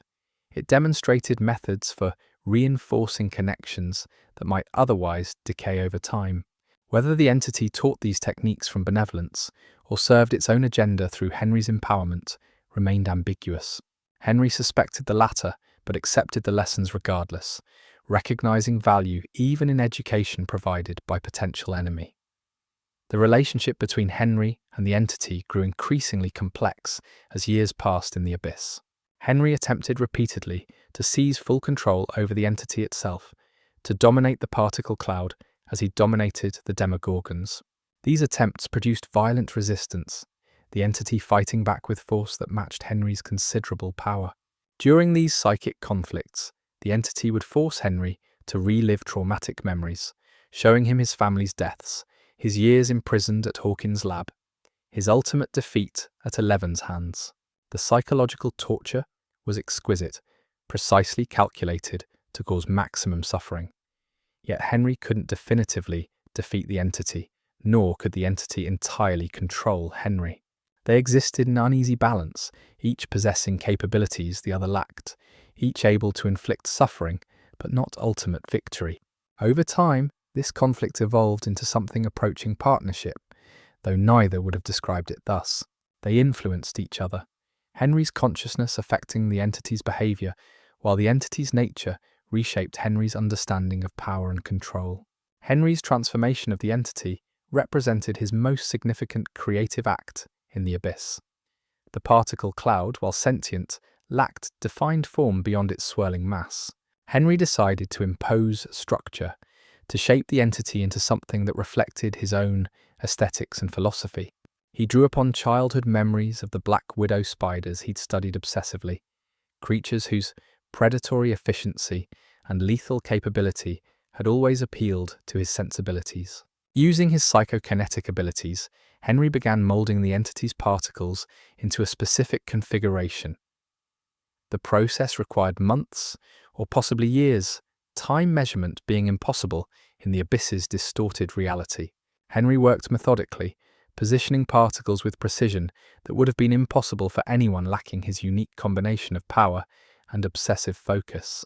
The form that emerged resembled a massive spider, towering over the abyss's landscape, its legs composed of particle streams that could shift and reform as needed.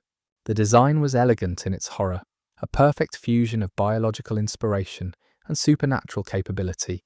This entity, shaped by Henry's will into his preferred image, would eventually be called the Mind Flayer by children who'd never imagined such beings could exist. The Mind Flayer's creation marked a turning point in Henry's time in the abyss. With the entity shaped to his specifications and the Demogorgons under his control, he possessed an army capable of extraordinary destruction. The hive mind connecting all these elements meant that Henry's consciousness could inhabit any part of his creation, experiencing reality through Demogorgon senses or Mind Flayer awareness as easily as through his own transformed body. This distributed consciousness made him effectively immortal within the abyss, his mind no longer confined to single vulnerable form, but spread across countless entities. Yet despite his power and his growing dominion over the abyss, Henry remained trapped. The dimensional tier 11 had opened during their battle, had closed behind him, leaving no obvious path back to Earth. He explored the abyss exhaustively, searching for natural portals or weak points in reality that might allow passage. None existed that he could access from his side. The realization that he needed cooperation from Earth to return, that someone would have to open a gate deliberately or accidentally, frustrated Henry profoundly. His plans for revenge matured during years of imprisonment. Henry's hatred for humanity, already significant before his banishment, intensified into obsession that dominated his consciousness. 11 particularly fixated him, the girl who defeated him despite her youth and relative inexperience. He would return to Earth eventually. Circumstances would align to create opportunity, and when they did, he would destroy everything. Not just 11, not just Hawkins' lab, but the entire human species whose weakness and mediocrity offended him on fundamental level. The Mind Flayer, whether operating under Henry's complete control or in partnership that blurred distinctions of dominance, shared or adopted these goals. It learned to hate through Henry's hatred, to desire destruction of a world it had never seen. The particle entity's nature, whatever it had been before Henry's influence, became inseparable from his malevolence. They were no longer distinct beings, but something merged, a consciousness distributed between transformed human and ancient entity, united in purpose, if not in origin. Henry's patience, developed through decades of suppression at Hawkins' lab, served him well during his imprisonment in the abyss. He did not rage pointlessly at his confinement, but instead prepared systematically for the opportunity he knew would eventually come. He refined his control over the hive mind, ensuring that even the weakest Demogorgon responded instantly to his commands. He explored every region of the abyss, mapping territories and cataloguing resources that might prove useful in future conflicts. He practiced using his transformed body, learning capabilities that his human form had never possessed. Most importantly, Henry watched Earth through whatever mysterious connection allowed him to perceive events in the dimension he'd been banished from. He couldn't reach through this connection, couldn't act directly, but he could observe. He watched Hawkins grow and change, saw new children born and old residents die, monitored the laboratory where his transformation had begun. He saw Eleven growing under Brenner's continued experimentation, her powers strengthening as she aged. He saw Hopper becoming police chief, Joyce Byers raising her sons. All the small-town dramas that preceded catastrophe, Henry would eventually precipitate. Years passed, measured on Earth, if not in the abyss's timeless landscape. Henry's preparations continued with single-minded focus that would have impressed even Brenner. Every demogorgon, every particle of the Mind Flayer, every element of the hive mind was positioned for eventual invasion. When the gate finally opened, whether through accident or design, Henry would be ready. His revenge would be absolute, his victory inevitable, his transformation of Earth into extension of the abyss complete. He simply had to wait, something he'd learned to do extremely well, for someone on the other side to make the mistake that would release him. Hawkins, Indiana, in the early 1980s embodied small-town America at its most ordinary. Tree-lined streets where children rode bikes until streetlights flickered on. Families who'd known each other for generations. Friday night high school basketball games that drew the entire community.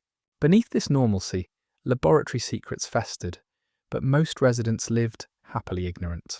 The town's main street featured businesses that had occupied the same storefronts for decades. The Palace Arcade, where teenagers gathered.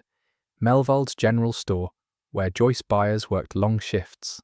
The Hawk Theatre showing films weeks after their big city releases. Life moved at a pace that felt comfortable to those who'd never known anything different. The Wheeler family represented Hawkins's aspirational middle class.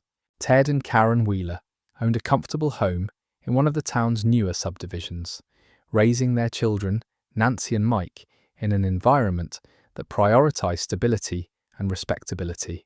Ted worked at an insurance company, a job that provided adequate income without requiring passion or extraordinary effort. Karen maintained the household with efficiency born from years of practice, volunteering at school functions and hosting neighborhood gatherings that cemented the Wheelers' position as pillars of their community. Their lives followed predictable patterns that both comforted and constrained them. Nancy Wheeler, their eldest, excelled at Hawkins High School through a combination of genuine intelligence and determined effort. She maintained careful balance between academic achievement and social acceptance, studying hard while dating Steve Harrington, the school's most popular boy. Nancy's friendship with Barbara Holland dated back to elementary school, a connection that persisted despite their different social trajectories. Where Nancy navigated between different social groups with practiced ease, Barb remained steadfastly herself, awkward and earnest in ways that made her vulnerable to teenage cruelty, but also genuinely kind. Mike Wheeler, younger by several years, occupied different social space entirely. He was bright, imaginative, and utterly unconcerned with popularity that obsessed his sister and her peers. Mike found his people in elementary school, boys who shared his interests in science fiction, comic books, and elaborate games that required more imagination than athletic ability. His basement became headquarters for adventures that existed primarily in their collective imagination, a space where being weird was asset rather than liability. Will Byers met Mike Wheeler on their first day of kindergarten, two small boys discovering immediate kinship that would define their childhood.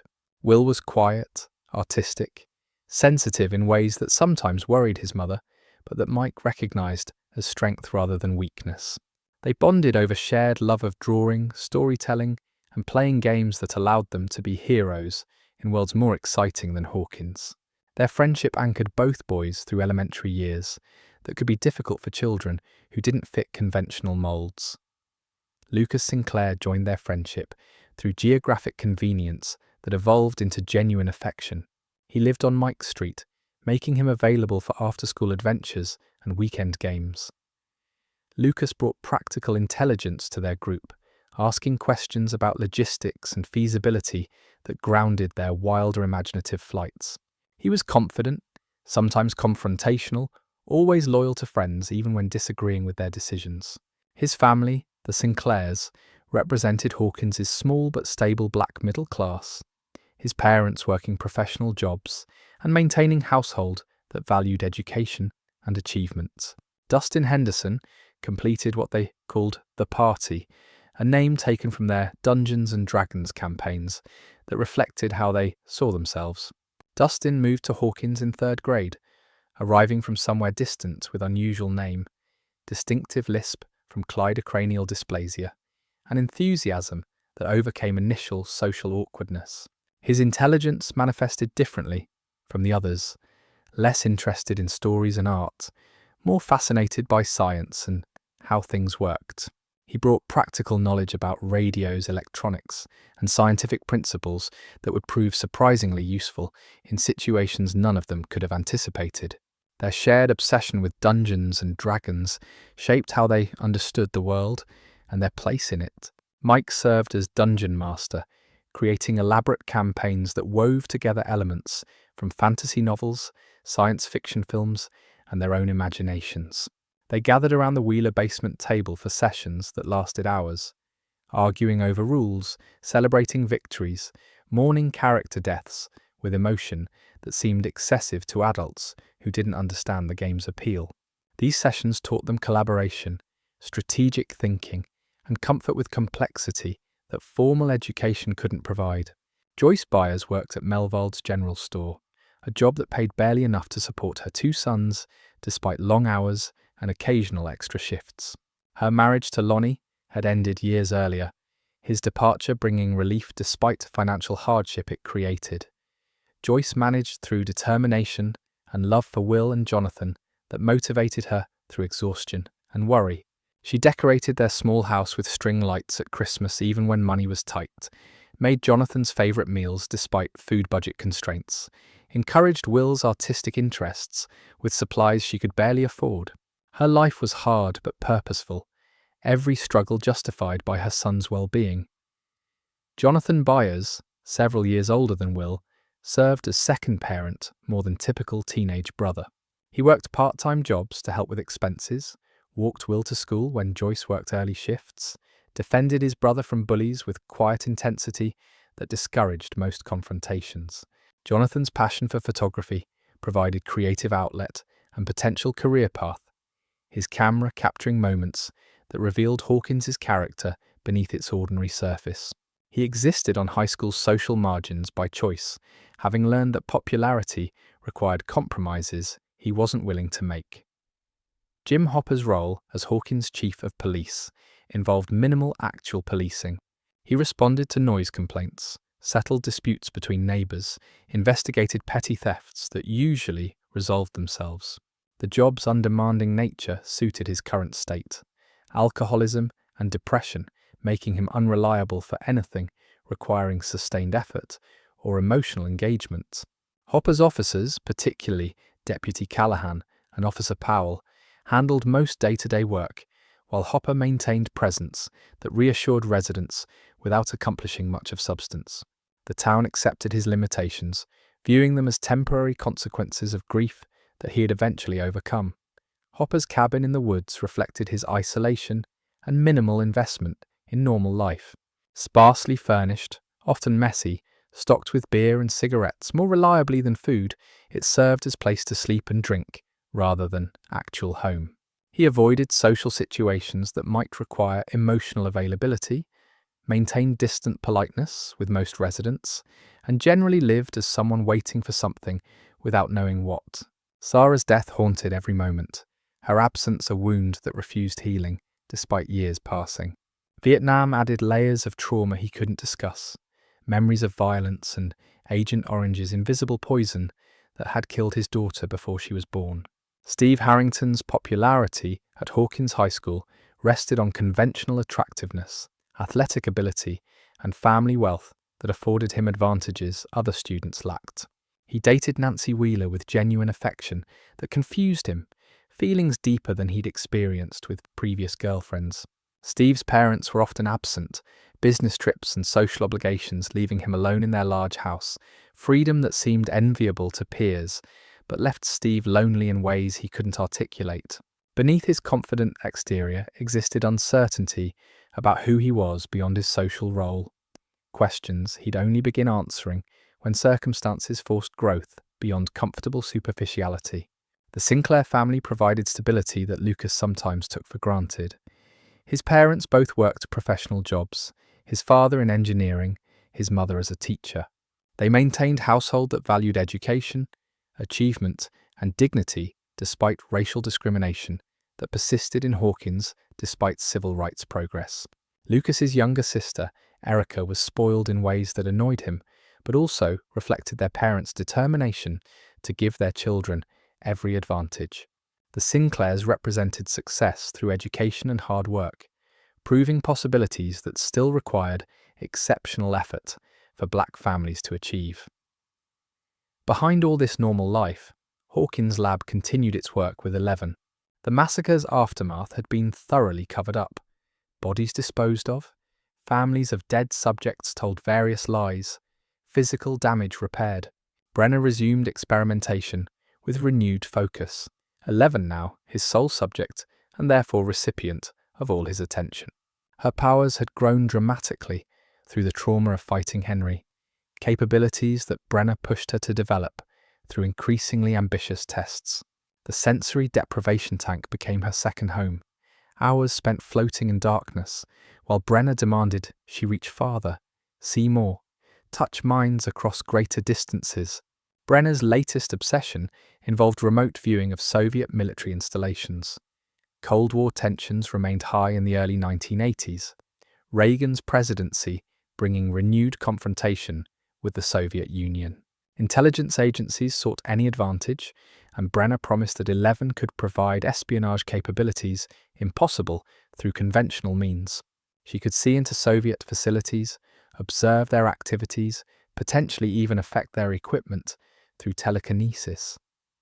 These promises secured continued funding and protection from oversight that might have questioned his methods. November 6, 1983, approached with multiple storylines positioned for collision. 11's remote viewing sessions had grown more ambitious, Brenner pushing her to contact a specific Soviet agent whose consciousness he believed she could access. The party planned their longest Dungeons & Dragons campaign yet, 10 hours of adventure that Mike had been preparing for weeks. Joyce worked overtime at Melvald's to afford Christmas presents she'd already begun planning. Hopper drank at the station, completing paperwork with minimal attention. Nancy prepared for Steve's party, an event that would test boundaries of her carefully maintained image. In the abyss, Vecna waited with patience earned through years of imprisonment. His consciousness touched Earth regularly through mysterious connection he'd developed. Watching Hawkins evolve, observing the children who didn't know he existed. He saw Will Byers riding his bike, Mike Wheeler organizing game sessions, 11 floating in her tank. He recognized opportunity approaching, the moment when human error or ambition would create opening he needed. His army was ready, his plans complete, his hatred sharp as the day 11 had banished him. The stage was set for catastrophe that would begin with one boy disappearing on his bicycle, one girl making contact with the wrong consciousness, one portal opening between dimensions that should have remained forever separate. Hawkins's ordinary surface would crack, revealing the extraordinary darkness underneath, testing whether small-town bonds could survive cosmic horror. November 6, 1983 began unremarkably in Hawkins, Indiana. Mike Wheeler hosted Dungeons & Dragons in his basement. The party gathered around the table, 10-hour campaign reaching its climax. None of them knew this ordinary evening would fracture their world, or that their friend would vanish into a nightmare dimension by midnight. The campaign had consumed their entire Sunday, beginning after breakfast and continuing through afternoon with only brief breaks for food and bathroom visits. Mike had prepared this adventure for weeks, drawing maps, creating character voices, designing encounters that would challenge his friends without frustrating them. The story involved their characters pursuing an evil wizard through increasingly dangerous terrain, culminating in a confrontation Mike had designed to be epic and memorable. Will played a cleric whose healing magic had kept the party alive through numerous close calls, his strategic thinking compensating for the character's relative weakness in combat. The final encounter began around 7:30 in the evening, later than Mike's parents preferred but acceptable given it was Sunday. The evil wizard, Gorgothor the Terrible, awaited them in his tower, surrounded by magical traps and summoned creatures. Mike described the scene with theatrical flair, his voice dropping to ominous whisper as he detailed the wizard's appearance and the tower's oppressive atmosphere.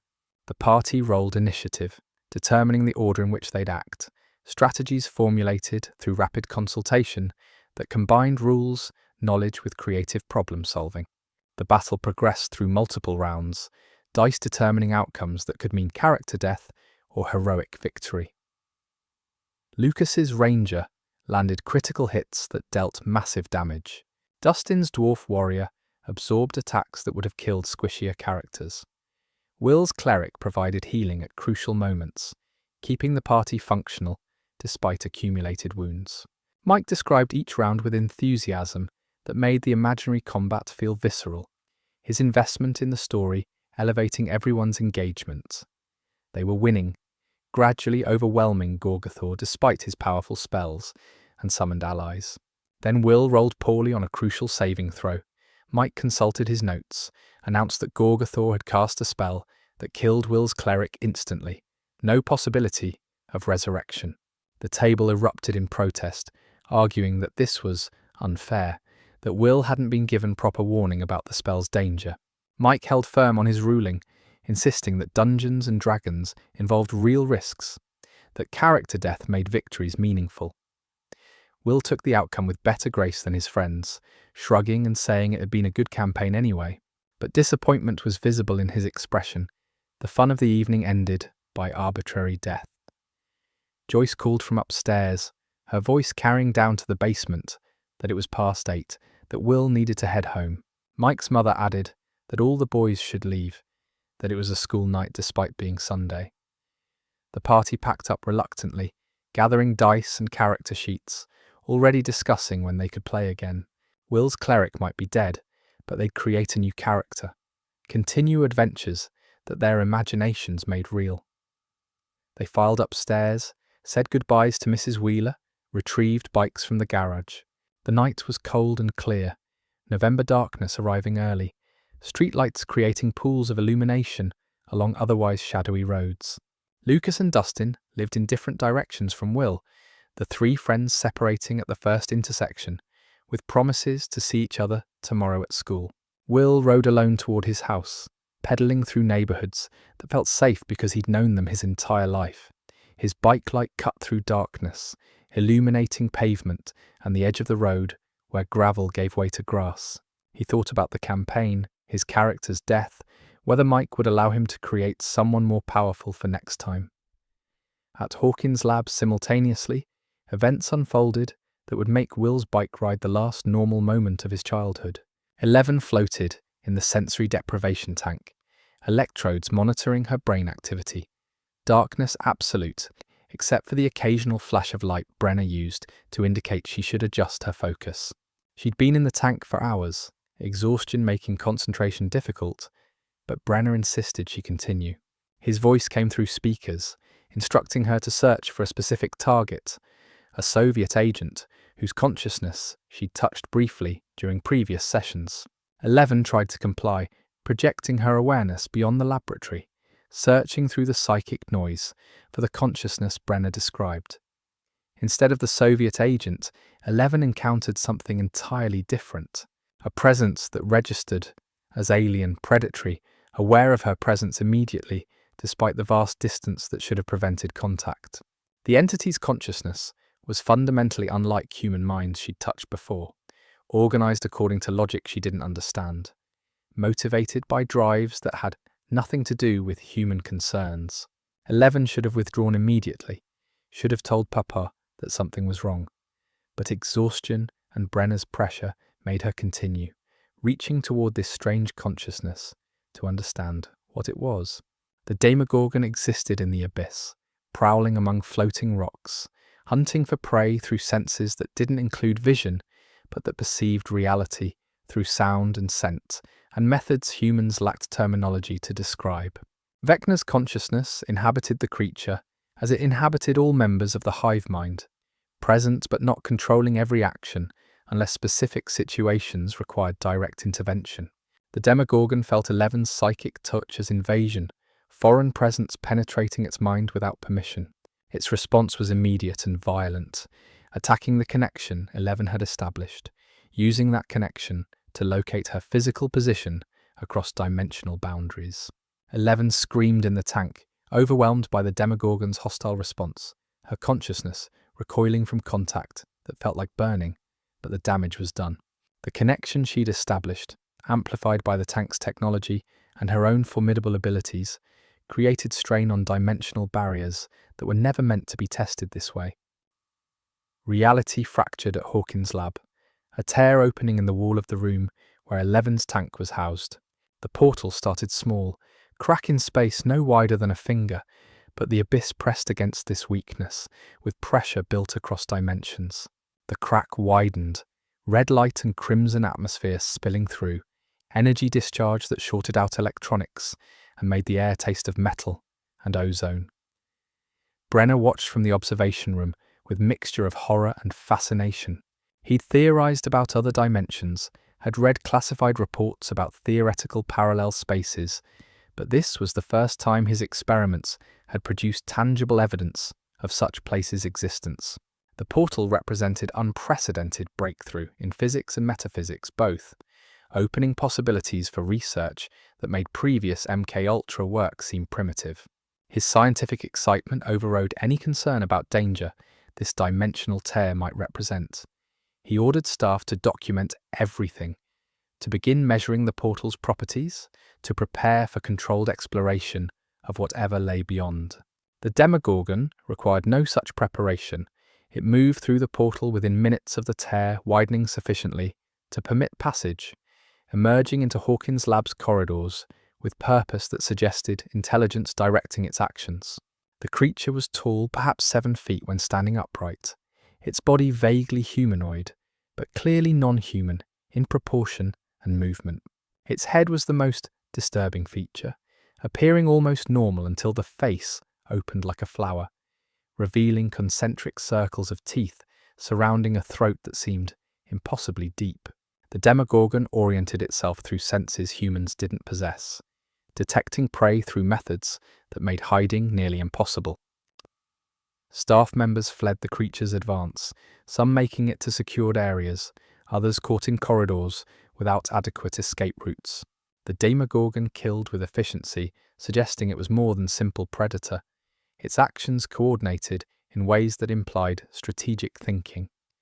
It didn't pursue every person it encountered, seemed to be searching for something specific. 11, dragged from the tank by Brenner's assistance, felt the creature's awareness focused on her specifically. The connection she'd established worked both ways, the Demogorgon able to sense her presence as she sensed its. 11 used the chaos to escape. Brenner's attention was focused on the portal and the creature that had emerged, his staff scattered or hiding, security overwhelmed by situation they'd never trained for. She ran through corridors she knew better than the guards knew them, heading for exit routes she'd memorized during years of captivity, despite never having opportunity to use them. Her hospital gown was inadequate for November cold, her shaved head and bare feet making her appearance striking, but freedom mattered more than comfort. She found a drainage pipe that led out from the laboratory's lowest levels, squeezed through opening barely large enough for her small frame, emerged into woods behind the facility. Will Byers rode through darkness, unaware that the creature hunting 11 had marked him as well. The Demogorgon had escaped the laboratory through the same drainage system 11 had used, emerging into woods that bordered roads leading to residential Hawkins. It sensed Will through methods that made darkness irrelevant, detecting his movement and body heat and the particular frequency of fear that human minds produced when threatened. The creature moved with unnatural speed, cutting through woods to intercept Will's path. Will's bike light died suddenly, battery failing or something else killing the electrical current. He coasted to a stop, confusion turning to fear as he realized he was alone on a dark road with no light. Then he saw something ahead, a shape that his brain struggled to categorize, too tall and wrong to be human, moving toward him with deliberate intent. Will's fear crystallized into panic. He turned his bike around, pedaled desperately toward home, pumping his legs with every bit of strength his small body possessed. The race was hopeless from the beginning. The Demogorgon moved faster than any bicycle could travel, gaining on Will despite his desperate effort. He reached his house, throwing his bike aside, running for the front door while screaming for his mother. Joyce wasn't home, working late shift at Melvald's that had seemed routine earlier, but now meant Will's house was empty. He grabbed the phone, dialed 911 with shaking fingers, but the line was dead, killed by the same force that had destroyed his bike light. The Demogorgon manifested through the wall, passing between dimensions in a way that made physical barriers irrelevant. Will ran to the shed, his castle byres where he'd spent countless hours drawing and hiding from life's small difficulties. He grabbed the shotgun his father had left behind, loaded it with trembling hands, aimed at the creature as it pushed through the shed door. The shot hit the Demogorgon but didn't slow it, the creature seemingly immune to conventional weapons. It reached for Will with elongated arms, grabbed him despite his attempts to fight back. The dimensional tear opened beneath them, red portal appearing in the shed's floor, reality fracturing just as it had at Hawkins' lab. Will fell through, the Demogorgon dragging him into the abyss, into crimson atmosphere and floating rocks and everything that would have been impossible minutes earlier. The portal closed, leaving the shed empty, Will's bike abandoned in the yard, no evidence of where he'd gone or what had taken him. November 6th ended with a child missing and a town that would wake to tragedy.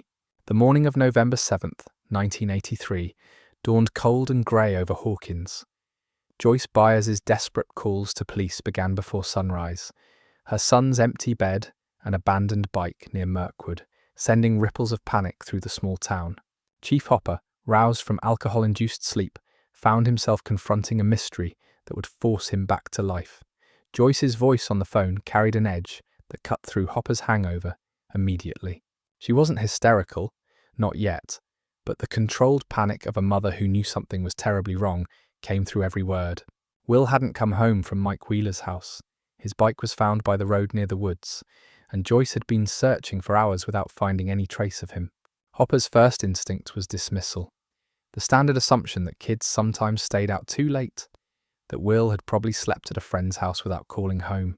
But something in Joyce's insistence made him take the call seriously, despite his initial skepticism.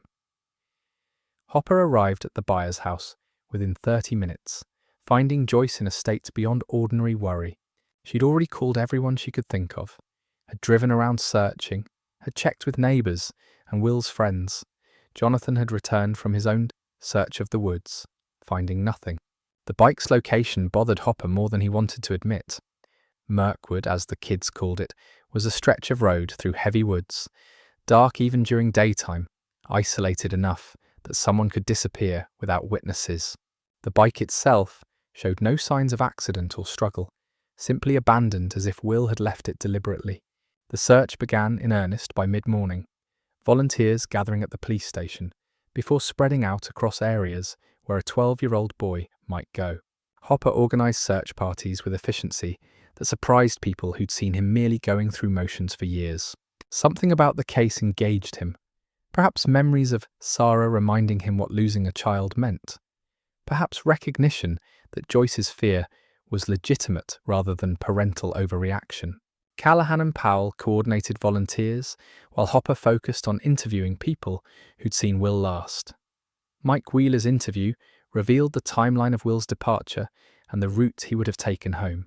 Mike felt guilty about the campaign's ending, wondering if Will had been upset enough to do something stupid, though he couldn't imagine what that might be. Lucas and Dustin provided similar information, their concern visible despite attempts to maintain composure. None of them could think of anywhere Will might have gone, or any reason he'd disappear voluntarily. They asked Hopper if they could help search, insisting they knew the woods better than adult volunteers. Hopper refused, telling them to let adults handle it, not recognizing that these kids would ignore his instructions the moment he left. At Hawkins' lab, Brenner dealt with his own crisis. The portal remained open in the laboratory wall, stable but unpredictable, occasionally discharging energy that damaged equipment and created hazardous conditions. The Demogorgon had escaped, location unknown, representing unprecedented security breach. Most critically, 11 was missing. Years of investment and research vanished into the woods.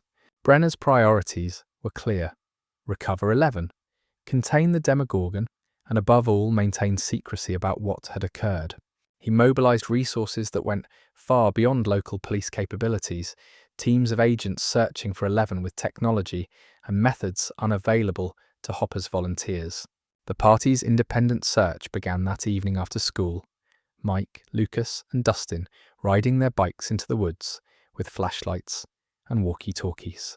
They'd formed their own theories about Will's disappearance, ranging from alien abduction to government conspiracy, influenced by years of science fiction consumption. The woods were different at night, familiar paths becoming ominous in darkness, normal sounds suggesting threats that didn't exist. They called Will's name, searched areas adults might have missed, refused to accept that their friend could simply vanish without explanation. Rain began falling around 7 o'clock, cold November downpour that sent most searchers home. The party continued despite the weather, their concern for Will overriding discomfort.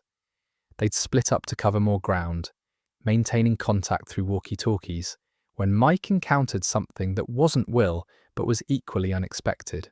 A girl, maybe his age, standing in the middle of the road wearing a hospital gown, soaked through from rain, shivering violently. Her head was shaved, revealing tattoo on her wrist that Mike's flashlight caught briefly. She looked terrified, staring at Mike with expression that suggested she expected violence rather than help. Mike's first impulse was to call the police, but the girl's reaction to that suggestion was immediate fear. She shook her head frantically, backing away, clearly viewing authorities as threat rather than help. Mike radioed Lucas and Dustin, telling them he'd found something and needed their help. His friends arrived within minutes, equally shocked by the girl's appearance and condition. She wouldn't speak, responding to their questions with frightened silence or single-word answers that raised more questions than they resolved. When asked her name, she pointed to the tattoo on her wrist, 011. The decision to bring her to Mike's basement came from practical necessity. She was clearly in trouble, obviously running from something, and Mike's protective instincts overcame caution about consequences of hiding someone in his house. They smuggled her through the basement door, avoiding Mike's parents, providing dry clothes and food that she consumed with desperate hunger. 11, as they began calling her, slowly relaxed in their presence, recognizing that these boys meant no harm. Her first demonstration of powers came almost accidentally, slamming the basement door closed with her mind when Nancy tried to enter. The boys' reactions ranged from terror to excitement, their science fiction references providing framework for understanding what should have been impossible. The following days established patterns that would define the search for Will. Joyce's conviction that her son was alive intensified despite lack of evidence. Her claims that Will was trying to communicate through electrical phenomena dismissed by most as grief-induced delusion. Hopper's investigation uncovered troubling inconsistencies, the bike's location suggesting something more than simple disappearance, witnesses reporting strange power outages and unexplained occurrences. The party worked with 11 to understand her abilities and her connection to whatever had taken Will, her fragmentary explanations revealing government involvement and dimensional portals that sounded like science fiction, but aligned with what they'd witnessed.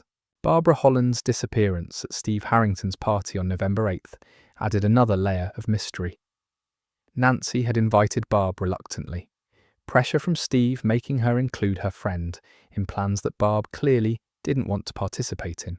The party was typical teenage gathering, alcohol and posturing, Steve showing off his parents' pool and expensive house. Barb sat alone by the pool, feeling like the third wheel she was, cutting her hand on a beer can she'd opened awkwardly. Blood dripped into the pool water, creating pattern that would have meant nothing if different circumstances had existed. The Demogorgon, still hunting in Hawkins, detected Barb through methods that made concealment impossible.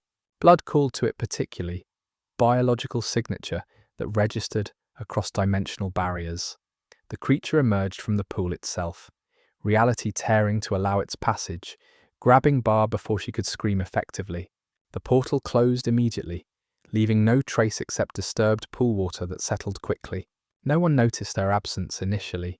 Nancy was preoccupied with Steve. Other partygoers were drunk or distracted, and Barb simply vanished, as completely as Will had. Eleven's help proved crucial in understanding what had happened to Will. Using Mike's Dungeons and Dragons board, she demonstrated the concept of the upside down, flipping the board to show its dark underside. Will was there, she explained through limited vocabulary and gestures, not dead but trapped in a mirror dimension that existed parallel to Hawkins. Her ability to communicate with Will through electronics gave Joyce hope that transformed from grief to determination. The Christmas lights. Joyce strung throughout her house, creating an alphabet that Will could use to spell messages, represented her desperate attempt to maintain connection with her son across dimensional boundaries. Hopper's investigation took him eventually to Hawkins' lab, despite bureaucratic obstacles designed to prevent exactly that scrutiny. His conversation with Brenner revealed nothing useful officially, but Hopper recognized evasion and misdirection when he encountered them. The laboratory was hiding something, their responses to questions about Will too careful, their security too intense for simple Department of Energy research facility. Hopper's decision to break into the lab at night was reckless but necessary, his commitment to finding Will overriding concerns about legal consequences or personal safety. What Hopper discovered in the laboratory's lower levels confirmed his worst suspicions. Evidence of experiments on children, documentation of dimensional research, and most damningly, a body being prepared for public discovery.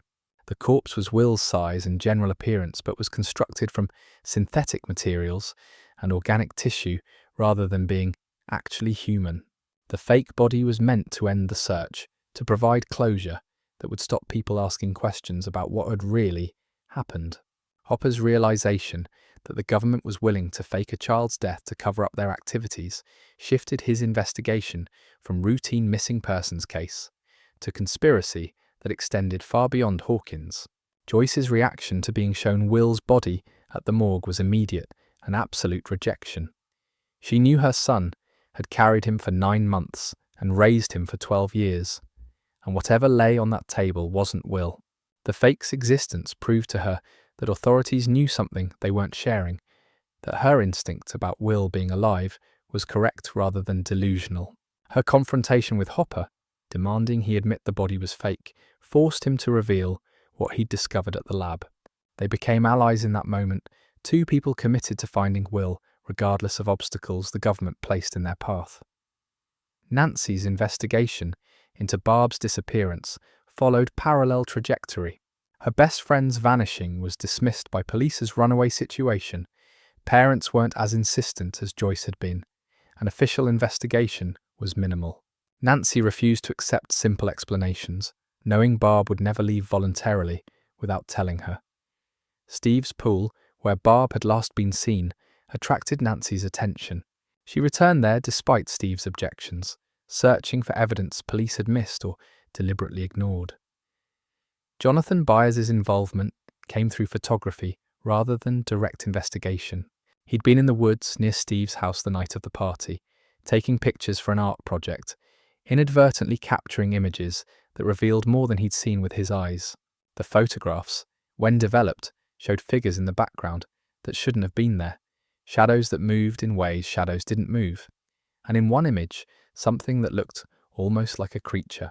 Jonathan shared these photographs with Nancy, their investigation bringing them together despite social differences and Nancy's relationship with Steve. The discovery of the Upside Down's physical evidence came when Nancy and Jonathan found the wounded deer in the woods. Following its blood trail, they encountered an opening, a portal like a tear in a tree that pulsed with red light and exhaled air that smelled of decay and ozone. Nancy, acting on impulse that Jonathan immediately recognized as dangerous, crawled through the opening before he could stop her. She found herself in a dimension that looked like Hawkins, but fundamentally wrong. Everything covered in organic growth, the sky dark and storming, the air thick and difficult to breathe. She saw the Demogorgon feeding on something, backed away as quietly as possible, returned through the portal before the creature noticed her presence. Nancy's traumatized description of what she'd seen confirmed everything Eleven had tried to explain, gave physical reality to concepts that had seemed too impossible to accept. The Upside Down existed, Will was trapped there, and something predatory hunted in that dimension. The search for Will transformed from trying to find a missing boy to attempting rescue from parallel dimension. The enormity of this task seemed overwhelming, but the group that had formed around his disappearance was equally determined. Joyce with a mother's fierce love, Hopper with a cop's stubbornness, and his own demons to confront, the party with friendship's loyalty, Nancy and Jonathan with guilt and determination. They would find Will and bring him home, regardless of dimensional barriers or government opposition. The revelation that Eleven had opened the gate, that her connection to the Demogorgon had started everything, complicated her relationship with the group. Mike defended her immediately, arguing that she'd been forced by Brenner, that she was victim rather than accomplice. Lucas was less forgiving, seeing her as reason Will was in danger. Dustin tried mediating between them, recognizing that blame served no purpose when rescue remained possible. Eleven's guilt was visible and profound, her determination to fix what she'd broken motivating her to help, despite exhaustion and fear of Brenner's agents, who continued searching for her. The week since Will's disappearance had transformed everyone involved. Joyce barely slept, maintaining vigil by the Christmas lights, speaking to Will through walls that separated dimensions. Hopper had abandoned his alcoholic detachment, engaged fully in investigation for first time since returning to Hawkins. The party had matured beyond childhood innocence, confronting realities that adults dismissed as impossible. Nancy had discovered the courage she didn't know she possessed. Jonathan had found unlikely ally in person he'd previously only photographed from distance. They were preparing for confrontation with the Demogorgon, planning to enter the Upside Down and retrieve Will before the environment or the creature killed him. The preparation was inadequate, their resources limited, their understanding incomplete. But they moved forward anyway, love and loyalty compelling action, despite terrifying odds. As the week progressed, the boundaries between worlds grew thinner, and Hawkins's residents faced horrors beyond comprehension. The plan to rescue Will emerged from necessity rather than confidence, assembled from incomplete information and desperate hope. 11 revealed that she could locate Will in the Upside Down, could create a portal stable enough for extraction if given proper environment. The sensory deprivation tank at Hawkins Middle School, constructed hastily from components scavenged and improvised, would serve this purpose. Mike, Dustin, Lucas, Nancy and Jonathan worked together despite their different social worlds, united by shared commitment to bringing Will home. Joyce and Hopper's parallel plan involved direct confrontation with Hawkins' lab. Hopper's discovery of the facility's involvement meant they needed access to the portal that already existed rather than creating new entry points. His negotiation with Brenner was tense, Hopper offering to keep quiet about illegal experiments in exchange for access to the Upside Down. Brenner's calculation was pragmatic. Allowing Hopper and Joyce into the Upside Down served his research interests, while potentially resolving the Will situation without further public attention. The agreement was struck despite mutual distrust on both sides. Nancy and Jonathan's contribution came from their encounter with the Demogorgon in the woods. They'd learned the creature was vulnerable to fire, that it avoided open flames and could be injured by burning. Their preparation involved gathering weapons and accelerants, setting traps in the buyer's house where they'd lure the creature if it emerged into the regular world. Steve Harrington's unexpected arrival complicated their planning, but added another person willing to fight. His protective feelings toward Nancy overcoming his confusion about the impossible situation he'd stumbled into. 11's session in the makeshift sensory deprivation tank revealed Will's exact location and current condition. He was in Castle Byers, the upside-down version of his shed sanctuary, barely conscious from prolonged exposure to the dimension's toxic environment. The Demogorgon hunted nearby, circling closer to Will's hiding place as his ability to evade weakened. Time was running out. 11 confirmed that Will was alive but fading, that rescue needed to happen immediately or not at all. Her nose bled heavily from the effort of projection, exhaustion visible in every movement, but she insisted she could maintain the connection long enough for adults to reach Will. Joyce and Hopper's entry into the Upside Down through Hawkins Lab's portal marked the first time adult authority figures confronted the dimension directly. The experience was overwhelming, even for Hopper's combat-trained sensibilities. Everything was wrong in ways that violated basic assumptions about reality. Gravity felt different, air resisted breathing, and the organic growth covering every surface pulsed as if alive. They navigated using Joyce's intimate knowledge of Hawkins' geography, the Upside Down's layout mirroring the regular world closely enough that she could guide them toward the buyer's house and Castle Byers beyond. The Demogorgon's attack on the buyer's house occurred simultaneously with Joyce and Hopper's rescue attempt. The creature emerged through the wall, drawn by Nancy and Jonathan's presence, walking into the trap they'd prepared. Their homemade weapons inflicted damage, fire driving the creature back, bear trap catching its leg. Steve's intervention with a bat embedded with nails proved surprisingly effective, his athletic coordination making him formidable despite never having fought interdimensional monsters before. The battle was chaotic and terrifying, the Demogorgon's resilience testing their makeshift preparations to the limit. Joyce found Will in Castle Byers, wrapped in the Demogorgon's organic webbing, unconscious but breathing. Hopper cut him free, while Joyce called his name desperately, pleading with her son to wake up, to hold on just a little longer. Will's eyes opened briefly, recognition flickering before he lost consciousness again. They carried him back toward the portal, moving as quickly as possible through the Upside Down's hostile environment. The dimension itself seemed to resist their escape, vines reaching for them, the atmosphere growing thicker, sounds suggesting pursuit even when nothing visible followed. 11's intervention proved decisive in both conflicts. From the sensory deprivation tank, she projected her consciousness across Hawkins, sensing the Demogorgon's location and intentions. When the creature threatened to kill Nancy, Jonathan, and Steve despite their best efforts, 11 pulled herself from the tank and ran toward the buyer's house. She arrived exhausted and bleeding, but her powers remained functional. She confronted the Demogorgon directly, telekinetically pinning it against the wall while the others escaped.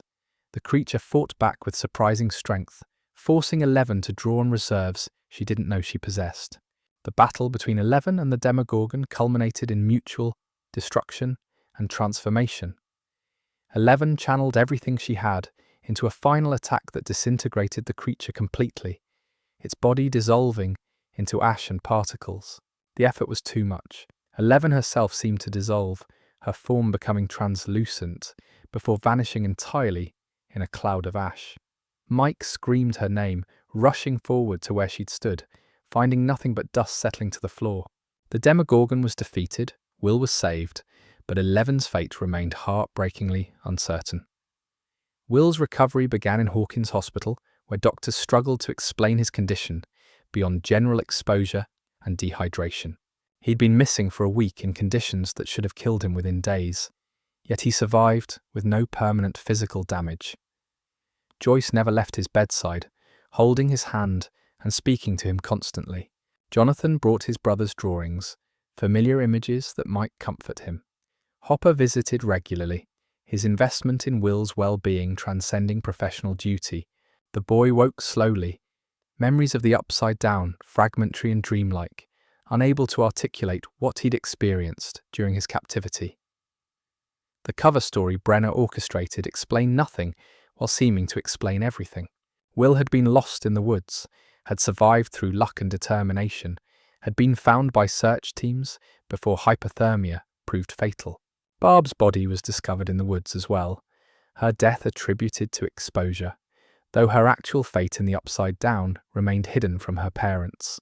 The portal at Hawkins' lab was sealed, or so Brenner claimed. The dimensional breach closed through procedures he didn't explain to anyone outside his research team. The party's grief over Eleven's disappearance was profound and private. Mike especially struggled with her loss, having developed feelings he couldn't articulate toward the strange girl who sacrificed herself to save them. They held a funeral in the woods, burying her few possessions as surrogates for her body they couldn't recover. Lucas and Dustin tried supporting Mike through his grief while processing their own sense of loss. 11 had been with them briefly, but her impact on their lives and their understanding of reality was permanent. December brought attempts at normalcy that felt forced and fragile. The school's snowball dance occurred as scheduled, students dressing up and slow dancing while pretending everything was fine. Will attended despite his mother's protective concerns, wanting to reclaim normal life, even if normal would never feel the same. Jonathan encouraged his brother's participation, understanding that isolation would help neither of them. The party gathered at the dance, their friendship strengthened by shared trauma that set them apart from classmates who couldn't understand what they'd survived. Nancy's relationship with Steve continued despite everything, though tensions existed beneath the surface. Jonathan remained present in her life, their shared experience creating connection that Steve couldn't fully access. Barb's death haunted Nancy, guilt that she'd invited her friend to a party where she'd died, anger that authorities dismissed her concerns until it was too late.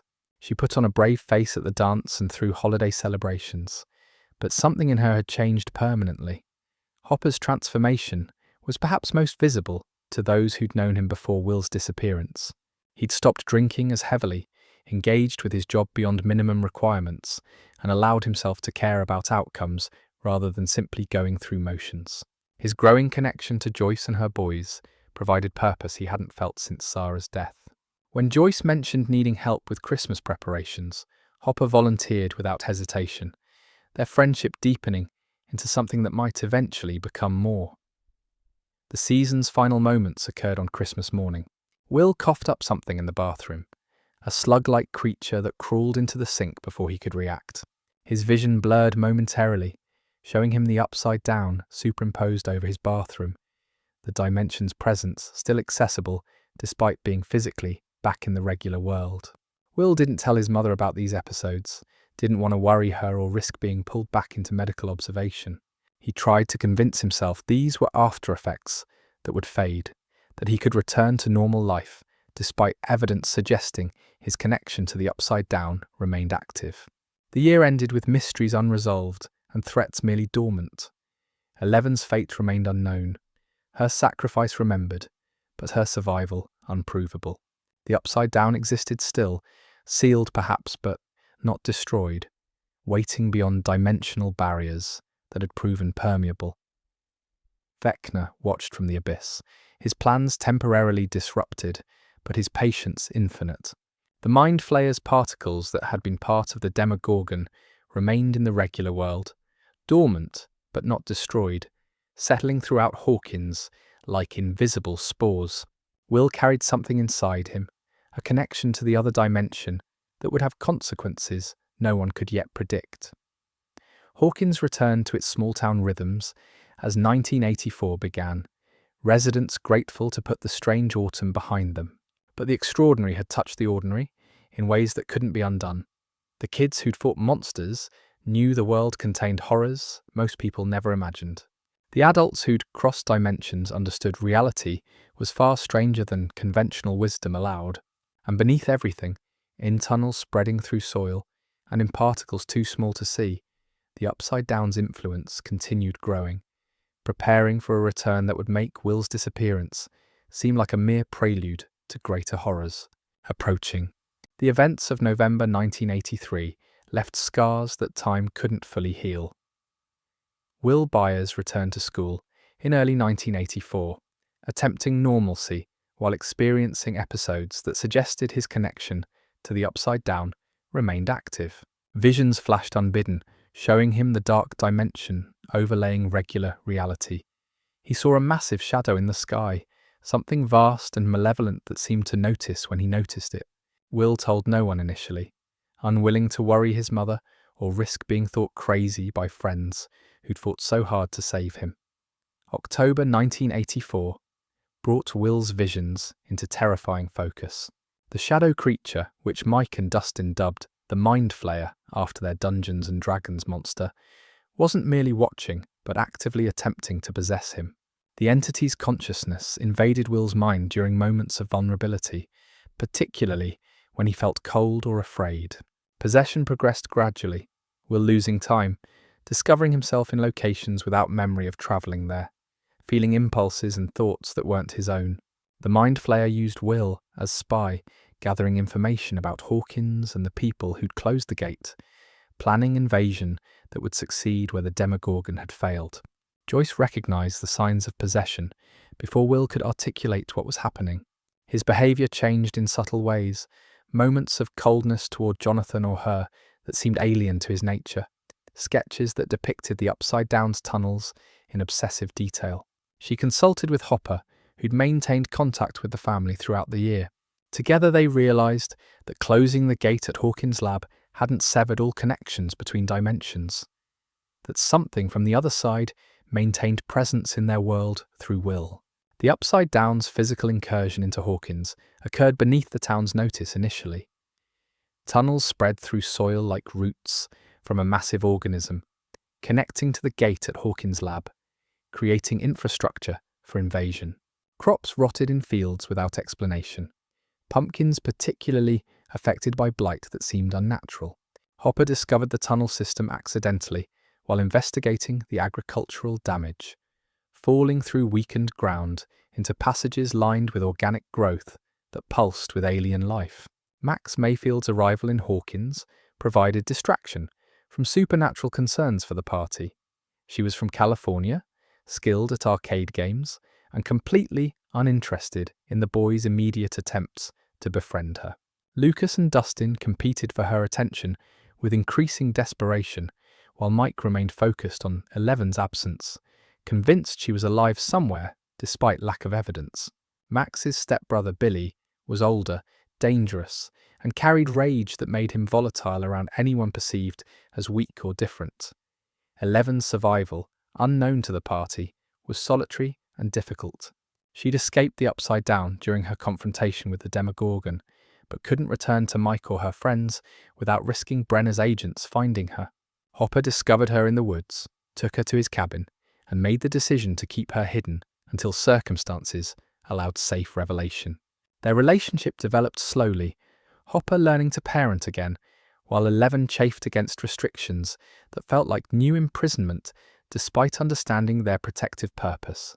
The gate's influence strengthened as autumn progressed.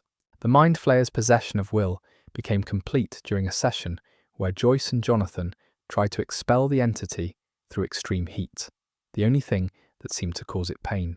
Will fought the possession with everything he had, clinging to memories of his mother, his brother, his friends, using love as anchor against the Mind Flayer's attempts to erase his identity. The entity retreated temporarily, but left behind connections that would allow it to monitor events and wait for better opportunities. Hawkins' lab's attempts to contain the gate proved inadequate against the Upside Down's spreading corruption. The tunnel system growing beneath Hawkins connected to the lab, vines and organic matter invading the facility itself. Adolescent demogorgons, smaller versions called demodogs, emerged from the tunnels in coordinated attack that overwhelmed security. Bob Newby, Joyce's boyfriend, sacrificed himself to allow others to escape the facility, his death demonstrating that ordinary people possessed extraordinary courage when circumstances demanded it. The crisis culminated in November, when the Mind Flayer mobilized the full tunnel system for assault on Hawkins' lab. The demodogs swarmed through passages, killing anything that moved, demonstrating the hive mind's coordination and lethal efficiency. The party, scattered across Hawkins dealing with separate aspects of the crisis, converged on the reality that only closing the gate permanently would stop the invasion. 11, emerging from hiding despite dangers, represented their only hope for accomplishing this. 11's return to close the gate required her to access powers she'd barely used during her year in hiding. Hopper accompanied her to Hawkins' lab, providing support and protection while she confronted the portal that she'd originally opened. The gate had grown massive, a tear in reality large enough to walk through, pulsing with the Upside Down's crimson energy. 11 positioned herself before it, reached into reserves of strength she'd built through months of practice and determination, and began forcing the gate closed through sheer telekinetic will. The Mind Flayer, sensing what was happening, rushed toward the gate from the other side, its massive shadow form pressed against the closing portal, trying to force its way through before access to the regular world was severed. 11 screamed with effort, blood streaming from her nose and ears, every muscle straining as she fought the entity's resistance. Slowly, inexorably, the gate closed. The last view showed the Mind Flayer's furious awareness, its intelligence recognizing defeat while plotting future attempts. The portal sealed completely, dimensional barrier restored, the immediate threat ended. The tunnel system died when the gate closed, organic matter decaying rapidly without connection to sustain it. The demodogs that had invaded the lab collapsed simultaneously, their link to the hive mind severed. Will felt the Mind Flayer's presence leave his consciousness, the cold absence replaced by warmth and clarity he hadn't experienced in months. The relief was immense and immediate, his mind finally his own, again after weeks of invasion. December 15th marked the Snowball, a celebration that felt earned after the autumn's horrors. 11 attended as Mike's date, wearing dress and makeup that transformed her appearance, nervous but happy to finally be public with the boy she'd protected from afar. Dustin arrived with new haircut and confidence, disappointed when his crush didn't reciprocate, but finding comfort in Nancy's kindness. Lucas and Max danced together officially, their competitive beginning having evolved into genuine affection. Will Slow danced with a girl from his class, grateful to feel normal, even if normal would always be relative after what he'd experienced. The celebration's warmth couldn't completely dispel shadows, gathering for future confrontation. The Mind Flayer remained in the Upside Down, watching through whatever connection allowed it to monitor events in Hawkins. 11 and Mike's relationship began officially, their bond forged through supernatural crisis, promising to complicate typical teenage romance. The gate was closed, but the year had proven that dimensional barriers could be breached, that the Upside Down's threat would return in new forms. For the moment, though, Hawkins breathed easier, its residents unaware that peace was temporary and that greater challenges approached. The summer of 1985 brought new threats disguised as progress and prosperity. Starcourt Mall opened in June, a gleaming temple of capitalism that drew Hawkins residents away from downtown businesses toward air-conditioned corridors filled with chain stores and food courts. The mall represented modernity, arriving in small-town Indiana, its construction funded by mysterious investors whose true purposes remained hidden beneath layers of corporate paperwork. Beneath Starcourt's bright facade, Soviet agents worked in secret facilities, attempting what American scientists had accomplished accidentally, opening a gate to the Upside Down. The Russian operation had been years in planning, their intelligence having discovered Hawkins' lab's dimensional research through espionage and analysis. Unable to replicate the psychokinetic catalyst that 11 had provided, Soviet scientists built massive machinery to tear reality through brute force. The key, as they called their device, generated energy sufficient to create dimensional rifts, though maintaining stable portals proved difficult without the organic interface 11's abilities had provided. Their base extended deep beneath Starcourt, accessible through front companies and tunnels that connected to the mall's lower levels. Dustin's return from science camp brought the first clue to the Russian presence. His homemade radio equipment picked up coded transmissions in Russian, messages being sent from somewhere in Hawkins to overseas recipients. His attempts to share this discovery with his friends met initial skepticism, Mike and Lucas being preoccupied with girlfriends, Will feeling abandoned by friends who'd outgrown childhood interests. Steve Harrington and Robin Buckley, working at Scoops Ahoy ice cream shop, became Dustin's allies in investigating the mysterious transmission. The party's dynamics had shifted significantly over the year since closing the gate. Mike and Eleven's relationship consumed much of his attention. Their constant companionship frustrating Hopper, who'd set rules about open doors that they repeatedly violated.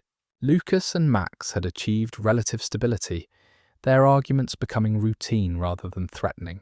Will felt increasingly isolated, his friends maturing in directions that left him behind. His trauma from the upside down, creating distance he couldn't bridge through normal social development. Billy Hargrove's encounter with the Mind Flayer marked the entity's return to active operations in Hawkins. The particle fragment that had remained dormant in the regular world since the gate's closing reactivated when the Russians succeeded in briefly opening their own portal. The Mind Flayer possessed Billy during a late-night encounter, the lifeguard becoming the entity's primary host and recruiter. Under the Mind Flayer's control, Billy kidnapped and flayed additional victims. Their bodies melted down into biomass that the entity used to construct a physical form in the regular world. The flayed, as they became known, appeared normal most of the time, but answered to the hive mind's collective will. They consumed chemicals and fertilizers, substances the Mind Flayer needed to sustain and grow its physical manifestation. Heather Holloway, Tom Holloway, and dozens of other Hawkins residents fell under the Mind Flayer's control, their friends and families noticing behavioral changes, but not understanding the supernatural explanation. The entity's plan involved building an army of possessed humans and a massive physical body that could function in the regular world without requiring dimensional portals. Nancy and Jonathan's investigation of diseased rats led them toward understanding the Mind Flayer's return before most others recognized the threat. Working at the Hawkins Post, Nancy pursued stories her chauvinist colleagues dismissed, following evidence that something unnatural was affecting the town. The rats' strange behavior, consuming chemicals and exploding when exposed to heat, suggested coordination that individual animals shouldn't possess. Her investigation converged with the party's separate discoveries, multiple groups approaching the truth from different angles. The confrontation at Starcourt Mall on July 4, 1985, brought all storylines into violent collision. Dustin and Steve's investigation of the Russian transmission led them into the facility beneath the mall, discovering the key and the Soviet operation. 11 and her friends tracked the Mind Flayer's physical manifestation to Starcourt, the massive creature having grown large enough to pose existential threat. Hopper, Joyce, and Murray Bauman infiltrated the Russian base, planning to destroy the key and close the gate it was maintaining. The Mind Flayer's assault demonstrated how much it had learned from previous defeats. The creature targeted 11, specifically recognizing her as the greatest threat to its plans. It bit her during the initial confrontation, injecting a piece of itself into her leg, attempting to track or possess her. The injury left 11 weakened and in severe pain, her powers failing at the worst possible moment. Jonathan removed the Mind Flayer fragment from her leg in agonizing procedure that left her exhausted and powerless. Billy's redemption came in Starcourt's parking lot, the Mind Flayer using its control over him to kill 11. Max's desperate appeal to her stepbrother reached something buried beneath the possession. Memories of his mother and moments before his father's abuse had hardened him completely. Billy fought the Mind Flayer's control through sheer will, positioning himself between the creature and 11, absorbing attacks meant for her. His death was brutal and prolonged, the Mind Flayer punishing his resistance by making his final moments as painful as possible. Max held him as he died, her complicated feelings toward her abusive stepbrother finding resolution in his sacrifice. Hopper's apparent death in the Russian facility marked the summer's greatest loss. The key's destruction required someone to remain behind, to ensure the machine was completely destroyed and the gate permanently closed. Joyce watched through a window as Hopper stood surrounded by Soviet guards near the key, his expression conveying acceptance and perhaps peace. She activated the failsafe that destroyed the machine and everyone near it, the explosion vaporizing everything in the chamber. The gate closed, the mind flayer's physical form collapsed without connection to sustain it. But Hopper was gone. The Byers family's departure from Hawkins in September felt like necessary ending to years of trauma. Joyce couldn't remain in the town where she'd lost Bob and Hopper, where her sons had been repeatedly endangered by supernatural forces. She accepted a job offer in California, moving Will and Jonathan across the country to start fresh. 11 came with them, officially adopted by Joyce, beginning a life far from Hawkins' lab and the dangers that had defined her existence. The separation from Mike was heartbreaking but necessary, distance protecting them both while allowing healing. The year ended with apparent victory and actual uncertainty. The Mind Flayer had been defeated again. The gate was closed. The Russian operation had been exposed and shut down. But Hopper's fate remained ambiguous. A post-credits scene showing a Russian prison camp with American prisoner whose identity wasn't confirmed but seemed significant. The Upside Down persisted beyond the closed gates. Vecna waited with patience that spanned years, and Hawkins had proven repeatedly that peace was temporary. The cycle would continue. Threats would return in new forms, and the young people who'd saved their town would be called upon again. 8 months passed before darkness returned to Hawkins in spring 1986. The Byers family had settled into California life with varying degrees of success. Will struggled with bullying at his new school, his artistic sensitivity and quiet nature making him a target. Jonathan developed a friendship with Stoner Argyle that concerned Joyce but provided him comfort. 11, stripped of her powers since the Mind Flayer's bite and the gates closing, attempted to navigate high school as a normal teenager, an experience that proved more terrifying than fighting interdimensional monsters. In Hawkins, life had continued without the Byers family's stabilizing presence. Mike, Dustin, and Lucas remained friends, but were developing separate interests and identities. Lucas had joined the basketball team, gaining popularity that created tension with his nerd roots. Dustin maintained his relationship with Susie and his passion for technology. Mike seemed lost without 11, his letters to California filled with longing and reassurances that distance couldn't diminish his feelings. The introduction of Eddie Munson and the Hellfire Club provided new social outlet for Mike and Dustin. The Dungeons and Dragons group, led by the charismatic senior, who embraced his freak status with defiant pride. March 21st, 1986, brought horror back to Hawkins with Chrissy Cunningham's death. The popular cheerleader, suffering from visions and trauma that she'd hidden from everyone, sought drugs from Eddie to quiet her mind. In Eddie's trailer, something attacked her in ways that defied explanation. Her body rose into the air, her limbs broke at impossible angles, her eyes were destroyed from within, and she died suspended while Eddie watched helplessly. The brutality and supernatural nature of her death terrified Eddie into fleeing, making him the obvious suspect in the eyes of Hawkins police and the town's residents. Vecna had returned to active operations after years of preparation in the abyss. His method was precise and psychological, targeting victims who carried guilt or trauma, invading their minds through visions that escalated toward murderous conclusion. Each death opened a small gate, tiers in reality that Vecna could eventually connect into portals large enough for full-scale invasion. Chrissy was his first victim, but others would follow according to pattern that the party would need to decipher before more people died. The investigation into Chrissy's death revealed connections that seemed impossible. Nancy's journalism instincts led her to Victor Creel, still institutionalized at Pennhurst after decades. His story about supernatural forces killing his family suddenly relevant rather than delusional. The discovery that the Creel House murders from 1959 matched the pattern of recent deaths suggested that whatever killed Chrissy had been active for far longer than anyone realized. The house itself still stood, abandoned and decaying, a monument to tragedy that locals avoided through superstition that proved justified.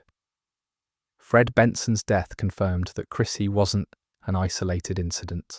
The Hawkins High student, carrying guilt about a car accident he'd caused, experienced the same visions before dying in the same horrific manner. The pattern was establishing itself. Vecna targeted people with psychological wounds, exploited their trauma through visions, then killed them in ways that opened gates. Dustin's research into Dungeons and Dragons lore provided the name Vecna for the entity they faced, though the connection to Henry Creel remained undiscovered. In California, Eleven's powerless state created vulnerability she'd never experienced. Her presentation at school, intended to share her unconventional background through controlled narrative, became humiliation when classmate Angela sabotaged it with a video mocking her. The bullying escalated at the skating rink, Angela's cruelty pushing Eleven to violence. The roller skate to Angela's face resulted in arrest and detention, federal agents arriving to take Eleven into custody for reasons that initially seemed connected to the assault, but actually involved Hawkins's latest crisis. Dr. Sam Owens's intervention extracted Eleven from legal consequences, but presented her with difficult choice. Hawkins was in danger. A new threat had emerged, and only Eleven's powers could stop it. But her abilities remained absent, lost since the Mind Flayer's attack. Owens revealed the Nina Project, an experimental procedure using archived footage and sensory deprivation to help Eleven access repressed memories and potentially restore her powers. The project was led by Dr. Brenner, somehow still alive despite his apparent death years earlier, a revelation that filled Eleven with dread and rage. The Nina facility in Nevada became Eleven's prison and training ground simultaneously. Forced to relive her memories of Hawkins' lab, particularly the traumatic events of September 8th, 1979, Eleven discovered truths that had been suppressed. The orderly who'd befriended her was actually Henry Creel, test subject 1, the boy who'd killed his family decades earlier. Henry had manipulated her into removing his power suppressant chip, had massacred the other children, and had been banished to the Upside Down, where he'd become Vecna. The realization that she'd been responsible for creating Hawkins's greatest threat devastated Eleven, but also motivated her to stop what she'd inadvertently unleashed. Max Mayfield's targeting by Vecna represented the entity's most personal attack on the group. Her guilt over Billy's death, her depression and suicidal ideation, her disconnection from friends and family, all made her perfect victim for Vecna's psychological manipulation. Her visions began subtly, grief hallucinations that seemed normal given her trauma, but escalated toward the same murderous conclusion that had killed Chrissy and Fred. The discovery of music's protective power, that Kate Bush's Running Up That Hill could anchor Max to reality and disrupt Vecna's control, provided temporary defense, but not permanent solution. The group split across multiple locations, attempted coordinated assault on Vecna's plans. In Hawkins, Nancy, Steve, Robin, Eddie, Dustin, Lucas, and Max prepared to enter the Upside Down and attack Vecna in the Creel house, where his physical body remained vulnerable while his consciousness hunted victims. In California, Mike, Will, Jonathan, and Argyle worked to reach Eleven and provide support however possible. In Nevada, Eleven trained desperately to restore powers, while Brenner insisted she wasn't ready to leave despite Hawkins's urgent need. The battle at the Creel house demonstrated both the group's courage and their limitations. Nancy, Steve, and Robin entered the Upside Down, navigating the frozen November 6th, 1983 version of Hawkins toward the decaying mansion. Eddie and Dustin remained in the Upside Down to distract the Demobats, the flying creatures that served as Vecna's guardians. Lucas and Erica stayed with Max in the regular world, protecting her body while her consciousness served as bait to lure Vecna into vulnerability. Eddie Munson's death defending Dustin marked another sacrifice to Hawkins's supernatural conflicts. He drew the Demobats away from the Creel house, playing guitar in the Upside Down's toxic atmosphere, accepting that he probably wouldn't survive, but buying his friends time they desperately needed. The swarm overwhelmed him despite his best efforts, his final moments spent reassuring Dustin that he'd finally done something heroic rather than running away. His body remained in the Upside Down, another casualty whose death the town would never understand or properly mourn. Max's confrontation with Vecna within her own mind showed remarkable courage from a teenager carrying impossible grief. She fled through memories that Vecna twisted into weapons, her guilt about Billy and her mother, and her own depression becoming psychological torture. Lucas and Erica protected her body in the real world, fighting off Jason Carver and his basketball teammates who decided Eddie's Hellfire Club was a satanic cult responsible for the murders. The collision of supernatural horror and small-town hysteria created chaos that nearly cost Max her life. Eleven's intervention came through psychic projection from Nevada, her restored powers allowing her to enter Max's mind and confront Vecna directly. The battle between them was epic, two psychokinetic beings fighting across mental and physical planes simultaneously. Nancy, Steve, and Robin attacked Vecna's physical body in the Upside Down, Molotov cocktails and shotgun blasts inflicting damage that should have been fatal. But Vecna was resilient, his transformation in the abyss making him nearly indestructible. Max's death and resurrection marked the battle's most traumatic moment. Vecna broke her limbs, destroyed her eyes, killed her before 11 could stop him. The fourth gate opened, massive rift tearing through Hawkins, connecting the other three deaths into pattern that allowed the Upside Down to begin bleeding into the regular world. But 11 refused to accept Max's death, using her powers to restart Max's heart, to pull her friend back from wherever consciousness went after the body failed. Max lived but remained in coma, her mind gone to some unreachable place, her survival technical rather than meaningful. Hawkins transformed in the aftermath of Vecna's partial success. The rifts spread across town, the Upside Down's influence leaking through in ways that couldn't be hidden or explained away. The government declared the area a disaster zone, establishing quarantine that prevented most residents from leaving, while supposedly addressing environmental contamination. Ash fell from the sky like snow, the barrier between dimensions so thin that atmospheric mixing occurred. The town that had seemed safe despite repeated supernatural threats was now visibly infected, its corruption obvious to anyone with eyes to see.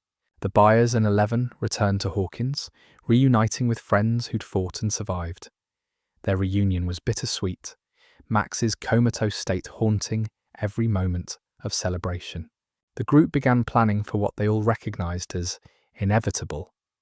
Vecna would return, the Upside Down would continue spreading, and the final battle for Hawkins, and possibly the world, was approaching. They'd been preparing for this their entire lives without knowing it. Childhood games and teenage romances all leading toward confrontation with cosmic evil that had chosen their small town as gateway to apocalypse. The timeline of Stranger Things reaches its conclusion in the fall of 1987, 18 months after the rifts first tore through Hawkins. The battle that began with a boy's disappearance on November 6, 1983, would end exactly 4 years later on November 6, 1987, bringing final confrontation between light and darkness, between the children who'd grown into heroes and the monster who'd haunted them since before they were born. 11 returned to Hawkins in November 1987 with knowledge that would change everything. The government's Dr. K hunted her, wanting to weaponize her abilities for a program that would exploit psychic children, just as Brenner had. Kaylee, 8, returned as well. The sister 11 had lost years before, their reunion bittersweet knowing what approached. Together with Will, whose connection to the Upside Down had never truly severed, they would face Vecna in his lair called Camazotz, fighting not just for Hawkins, but for every child the monster sought to consume. 11 returned to Hawkins in November 1987, with knowledge that would change everything. The government's Dr. K hunted her, wanting to weaponize her abilities for a program that would exploit psychic children, just as Brenner had. Carly, 8, returned as well. The sister 11 had lost years before, their reunion bittersweet knowing what approached. Together with Will, whose connection to the Upside Down had never truly severed, they would face Vecna in his lair called Camazotz, fighting not just for Hawkins, but for every child the monster sought to consume. Will feels the Upside Down's presence constantly, his connection to that realm never fully severed, providing intelligence about Vecna's movements, but also serving as potential vulnerability. Joyce, Hopper and Murray work with government officials who finally acknowledge the supernatural threat's reality, preparing defenses that seem inadequate against cosmic horror, but represent humanity's best efforts. The party had grown from children playing Dungeons and Dragons to young adults who'd saved the world multiple times. Vecna targeted 12 children, including young Holly Wheeler, attempting to merge the Upside Down with reality permanently. The battle raged across Hawkins through an interdimensional bridge that connected their world to the abyss itself. Lucas fought beside Max, who had awakened from her coma, her strength returning as love proved more powerful than Vecna's curse. Dustin honored Eddie's memory by fighting with the same courage his friend had shown. Nancy and Jonathan document everything, creating record of events that might help future generations understand what happened in Hawkins. Steve, Robin, and the others prepare for battle they know is coming. Weapons gathered, plans made, courage summoned from reserves they didn't know they possessed. The final battle came on November 6, 1987, exactly 4 years after Will's disappearance. Vecna's death arrived through combined effort and sacrifice. 11 and Will, working together, weakened him psychically, while others fought his physical form. But it was Joyce Byers, the mother who'd never stopped fighting for her sons, who delivered the killing blow. With an axe, she beheaded the monster, speaking words that would echo through Hawkins' history. "You fucked with the wrong family." The Mind Flayer, revealed as the ancient darkness that had infected Henry decades earlier, died with its vessel. Carly fell during the battle, shot by Lieutenant Akers while helping Hopper escape Dr. K's forces. Her sacrifice saved lives, her illusion powers creating the deception that allowed others to survive. 8's death grieved 11 profoundly. Another sister lost to Hawkins' endless war. The gates closing required ultimate sacrifice. 11, cornered by Dr. K's program that would enslave her and others like her, made a choice. She appeared to die, closing the dimensional rift, her body dissolving as the barrier between worlds sealed permanently. The government declared her dead. Dr. K's ambitions ended. The threat of weaponized psychic children eliminated. But in Mike's basement, months later, during their final Dungeons and Dragons campaign, Mike Wheeler proposed a different ending to 11's story. What if Carly, before her death, had used her illusion powers one last time? What if 11's death was the greatest deception 8 had ever crafted? Maybe, Mike said to his friends gathered around the table one last time, she's somewhere peaceful, a place with 3 waterfalls where nobody knows her name, where she can finally just be Jane. Whether this represented truth or desperate hope remained beautifully ambiguous, a mystery the party would carry forward. May 1989 brought graduation at Hawkins High School. The survivors gathered in caps and gowns, celebrating survival and futures that had seemed impossible during their darkest nights.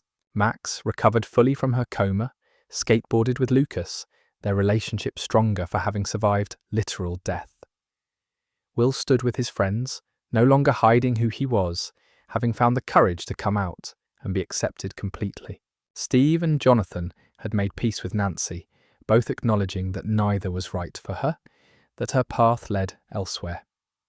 Dustin delivered a valedictorian speech that honoured Eddie Munson and every friend they'd lost along the way. At Enzo's restaurant, Hopper proposed to Joyce over dinner, offering her a ring and a future in Montauk, New York, where he'd accepted a position as police chief. She said yes, tears streaming down her face, ready finally for happiness, after years of fighting for survival. Jonathan and Will would join them, the family that had endured so much beginning again, in a place not haunted by past traumas. The final Dungeons and Dragons campaign in Mike's basement brought their story full circle. The same table where Will's cleric had died in November 1983 now hosted a game where Mike served as dungeon master one last time, leading his friends through adventures that echoed their real battles. They'd started as children playing pretend and ended as adults who'd saved the world, their childhood game preparing them for cosmic horror in ways none could have predicted. The monsters were defeated, the gates were sealed, Hawkins slowly healed, residents rebuilding their town, while learning to live with knowledge that reality contained dimensions beyond comprehension. The young heroes who'd saved them dispersed to their separate futures, college, careers, loves, lives, carrying memories of friendship forged in darkness and tested by fire. Our journey through Stranger Things history concludes here, with graduation caps thrown skyward and futures spreading out like maps to be explored.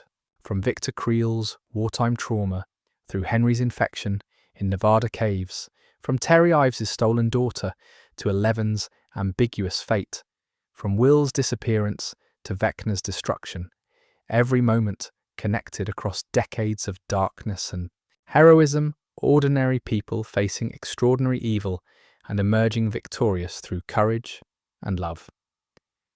The story has ended, but the memories remain. For tonight, rest knowing that even the darkest timelines can reach conclusions, that monsters can be defeated, that friends who fight together can survive impossible odds. The supernatural horrors were real, but so was the courage of those who fought them. So were the bonds forged through shared danger. So was the victory that came finally, after years of struggle. Let the timelines flow carry you into peaceful dreams, knowing that even in darkest dimensions, friendship and love remain humanity's greatest weapons. The supernatural horrors are real, but so is the courage of those who fight them. So are the bonds forged through shared danger. So is the hope that tomorrow might bring victory.